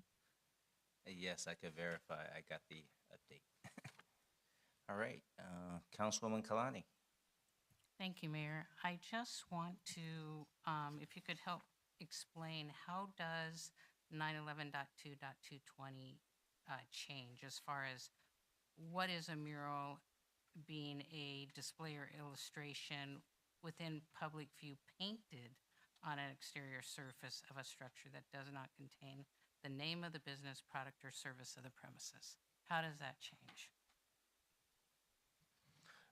We are moving, because a mural could be mounted to a structure as opposed to painted onto a structure, we're looking to clarify the variety of applications that could be available to an artist. Okay. And then as far as the purpose, previously being as indicated, a mural is not a sign. A mural is solely artistic in nature, while a sign specifically advertises a business product or service throughout graphics or text. How is that changing? It's not necessarily a change, it's just expressing the distinction between what would be considered advertising or marketing visually and what would be accepted as original art. Okay, and any limitation to the, and I did read it, I'm clarifying, thank you so much. Any limitation to the size of the murals? Based on any proposal, no. Provided there is a surface to mount it to, there is no restriction proposed in the current ordinance version. Okay, thank you, appreciate it, thank you so much. Thank you for that question, because I think since some of us are going to be having a big celebration tomorrow, so we could potentially envision a star athlete on the side of a building. At least it provides some guidelines, whereas before we didn't have any guidelines or ordinance. So I think appreciate you guys putting that together.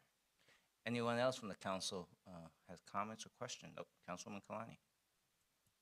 Thank you again. To clarify that, it is an accurate statement that you could have a star athlete with the team symbols on a hat, a jersey, etc., on the side of a building? Provided the artist and or their sponsor receives the proper clearances from whatever copyright or trademark holder of those images might be, then yes. I see some comment. There could be an argument that actually hadn't something that I'd thought of, but that could be an argument that would be advertising, hypothetically, the league or the team. So that could be an issue. That was my understanding as well. So how would that be addressed? They've done in the past for commercials. If you see like professional football players advertising something, they're just in a generic football uniform. It'll be the same color, but it wouldn't be with all the markings of that team. Like, I'm a Seahawks fan, so if their quarterback does it, he'll just have a blue helmet on, but he won't have the Seahawks symbol or the NFL symbol. I see. And are murals exempt from content monitoring in any way? Can you put anything you want on a mural? No, the guidance for what a mural would appear would first start with the Cultural Arts Commission to vet community appropriateness for any subject matter, and then it would be presented to this body for the same. So an artist, a private entity could not just choose a mural subject matter and mount it without the approval of that body and this body. Okay, and we wouldn't be in any legal situation as far as trying to control content? Unless we're censoring pre-existing art, no. Okay, all right, thank you. I think that's it. Thank you, appreciate Yeah, it. I think that some of those concerns are very similar to when we were talking about signs and development agreements. I think you could sense there's just some sensitivity on how this goes. And I appreciate you all coming up with at least the first step ordinance or a code. Any other comments or questions from the council?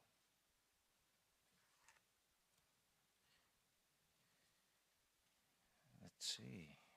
If not, City Clerk, may I have number and title, please?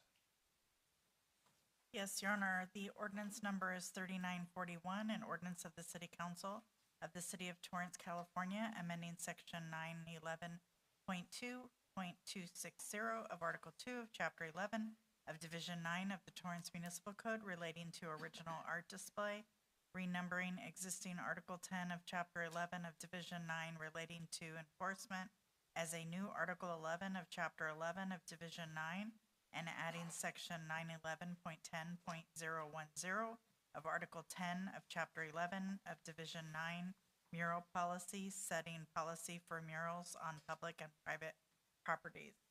And the resolution number is 2024-88, a resolution of the City of Torrance, California, adopting a mural policy as City Policy Number 4 as set forth in Torrance Municipal Code 911.10.010.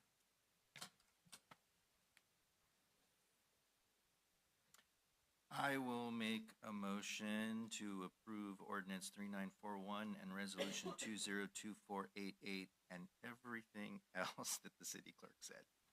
Including approval for ordinance summary for publication. Yes. Got it.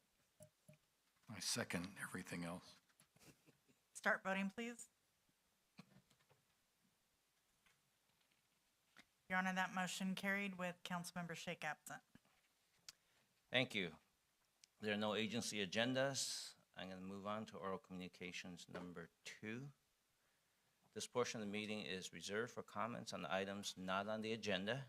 Under the Ralph M. Brown Act, City Council cannot act on items raised during public comment, but may respond briefly to statements made or questions posed, request clarification, or refer the item to staff. Speakers and the orals are limited to either oral communications number 1 or oral communications number 2, and no longer than 1 minute per speaker. Time starts when you step up to the microphone. If presenting handout material to the council, please provide 11 copies to City Clerk before speaking. Handouts will be distributed while you speak.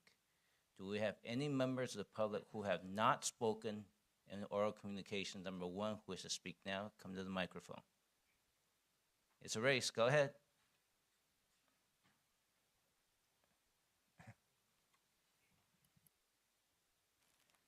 And visual aids, sorry. I'm not sure. Stuff is getting left on my street, dangerous stuff. And I brought it because I wanted to show you, because you got to see it to appreciate it. Back on October 13th, these things were left in the street. This thing weighs, it's like a solid. If I hadn't picked it up, street sweeper would have gone over it. And it could have busted the street sweeper. And there's all sorts of trash. Apparently, according to a different neighbor, he told me that this is possibly used in conjunction with drugs. So these people were eating and throwing out their trash, doing drugs on my street.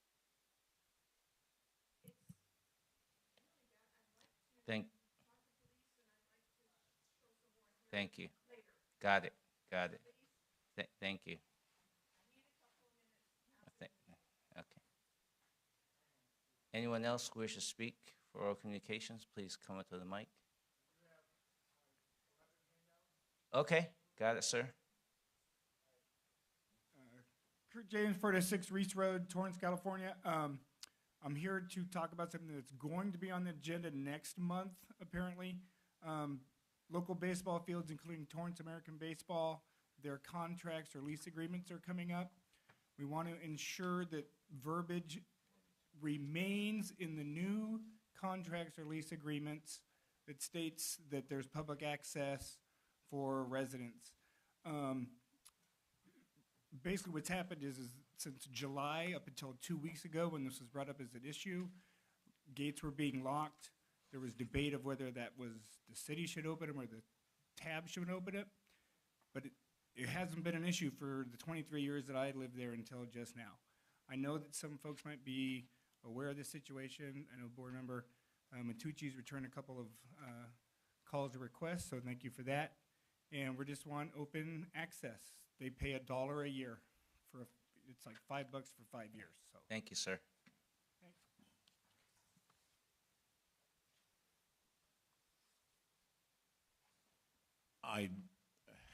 Mayor, staff, council members, I did not expect to say something until I walked in the doors this evening. But it was referenced about the, I'm assuming it's just a straight out reduction of paper out there that makes you scan a code to get the agenda. I don't see anybody over his age coming in here and easily finding the old information that we used to get on agenda items. If it's not on paper, nobody's going to get it if they're elderly and insecure about using a device. A gentleman and I were joking, I'm going to have to bring my laptop in here. To point, I could not get it. Okay, got it. I think we have a theme here as one concern. Thank you, sir. Anyone else? Okay, I don't see any. I'm going to go to the council. Let's start out. Councilman Gerson. Thank you, Mayor. I wanted to spend my time tonight thanking the city for sending me to the National League of Cities Conference. As I spent a week there, it was exhausting, and I saw almost all of you there. But to kind of just let everyone know what the week was like. So starting off with, there were 4 general sessions. The third general session was the most interesting to me. So the presenter was Crystal Washington, who introduced herself as a futurist and discussed her 3 points of making yourself future-proof. It was interesting.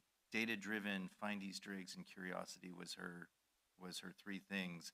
But data-driven and curiosity both connecting with me, still trying to figure out what find Easter eggs really, truly means.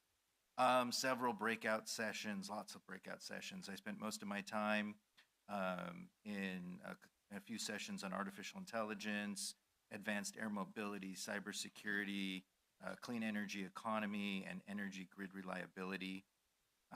Participated in 2 mobile workshops, Port Tampa Bay by water, where I got to hear from the person who actually started the project, got to hear how his thinking behind it, his advertising of it, and how the port got to where it is and where it's going.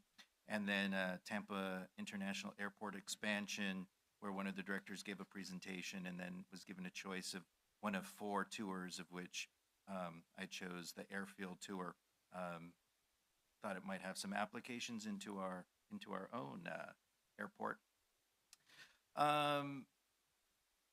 For receptions, learning that we are considered a large city, so getting to meet others who are council members of large cities, one for suburban cities, the League of California Cities, and then the host city.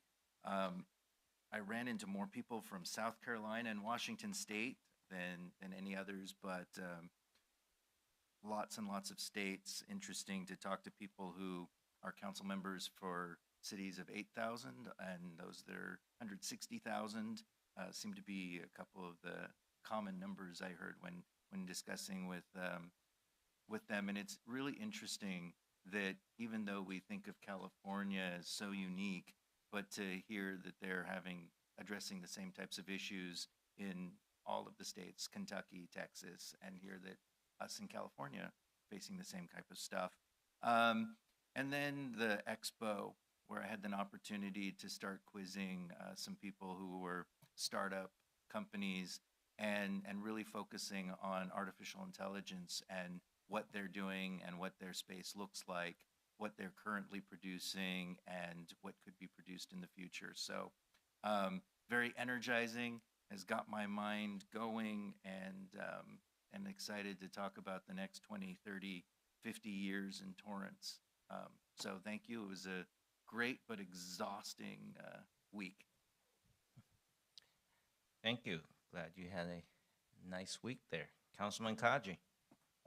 Happy Thanksgiving. Okay. You're not going to say see you at the turkey trot or something? Okay. Councilwoman Kalani. Thank you, Mayor. A few things. I just want to wish everyone a wonderful Thanksgiving and hope you come to the turkey trot on Thanksgiving morning. It's a wonderful event. I heard Santa will be there for photos.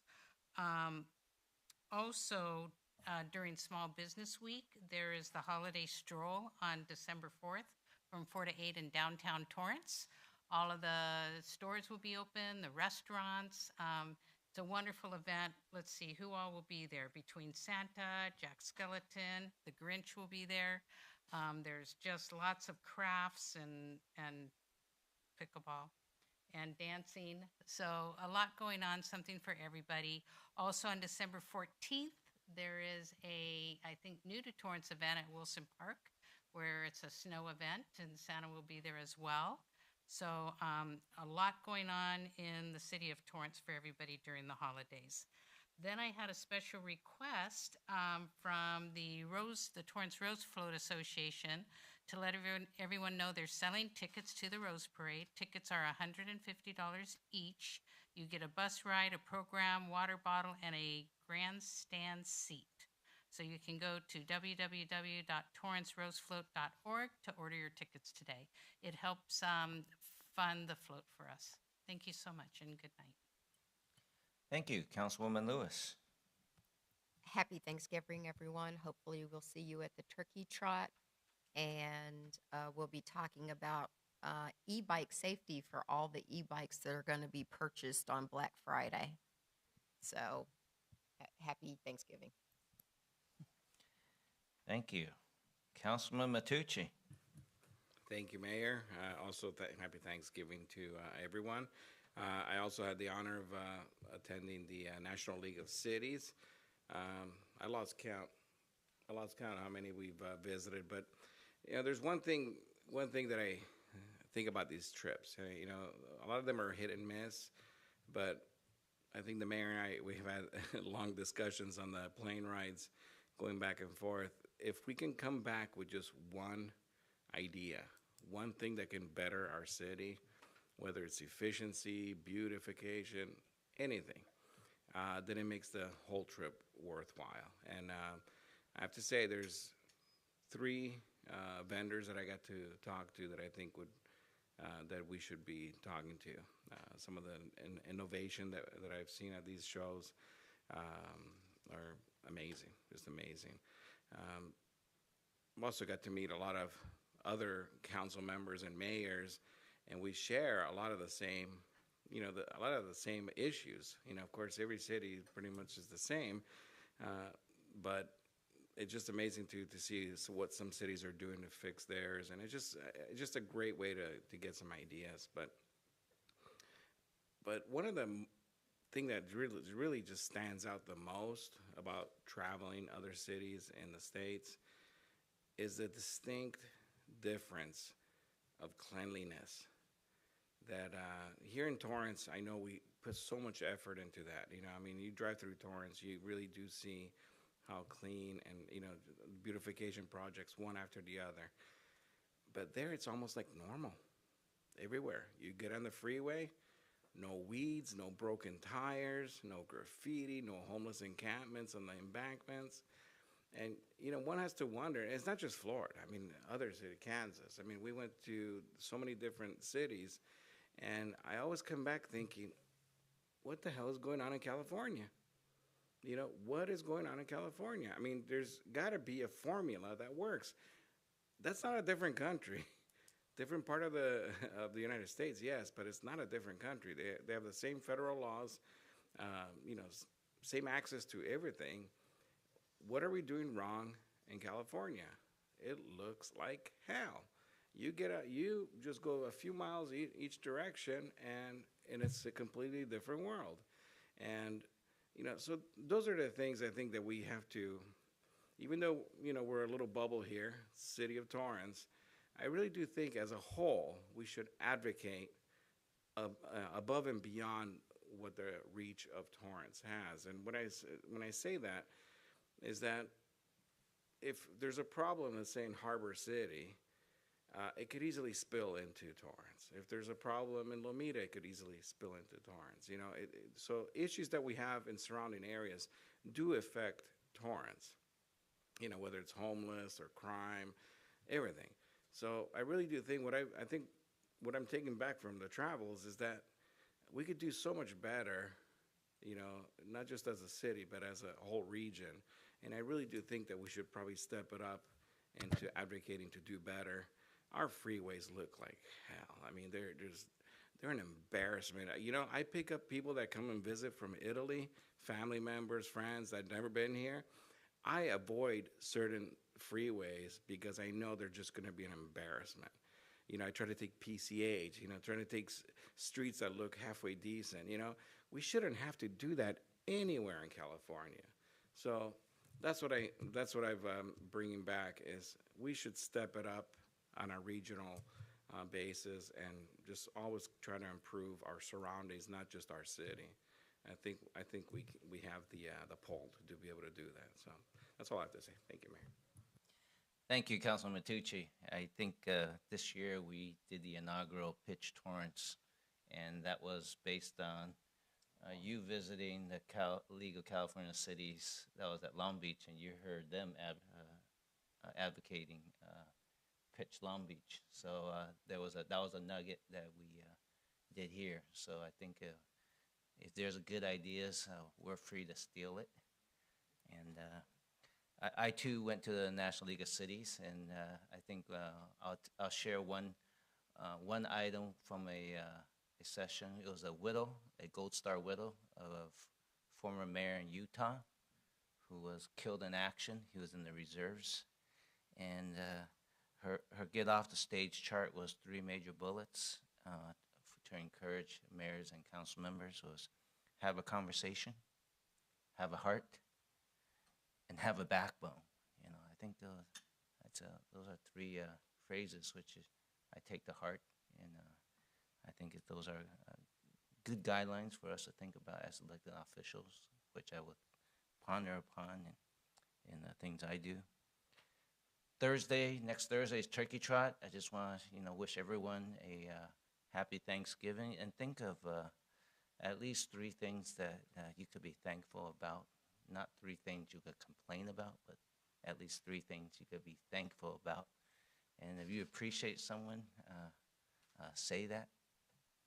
And I will see you there in Turkey Trot. It's 8 a.m., right, Mr. Rock, at the Sam's. So it may be potentially one of the largest turnout of Torrance Turkey Trot if some of the emails that came in we received becomes true. And at this moment, at least half of us here is going back in the closed session, and then we'll come back and close it out. And good night, everyone.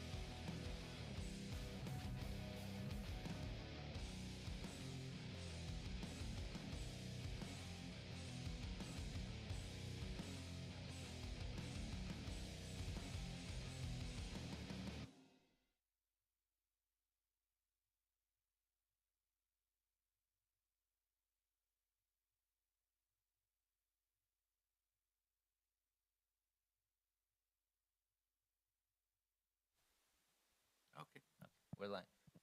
All right, we returned from closed session. City Manager, anything to report out?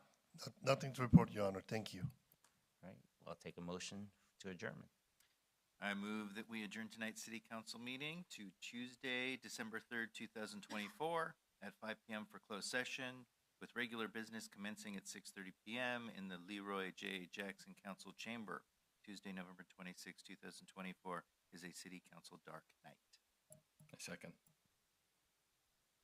Start voting, please. Your Honor, that motion carried unanimously with Councilmember Shake absent. Thank you, and good night, everyone.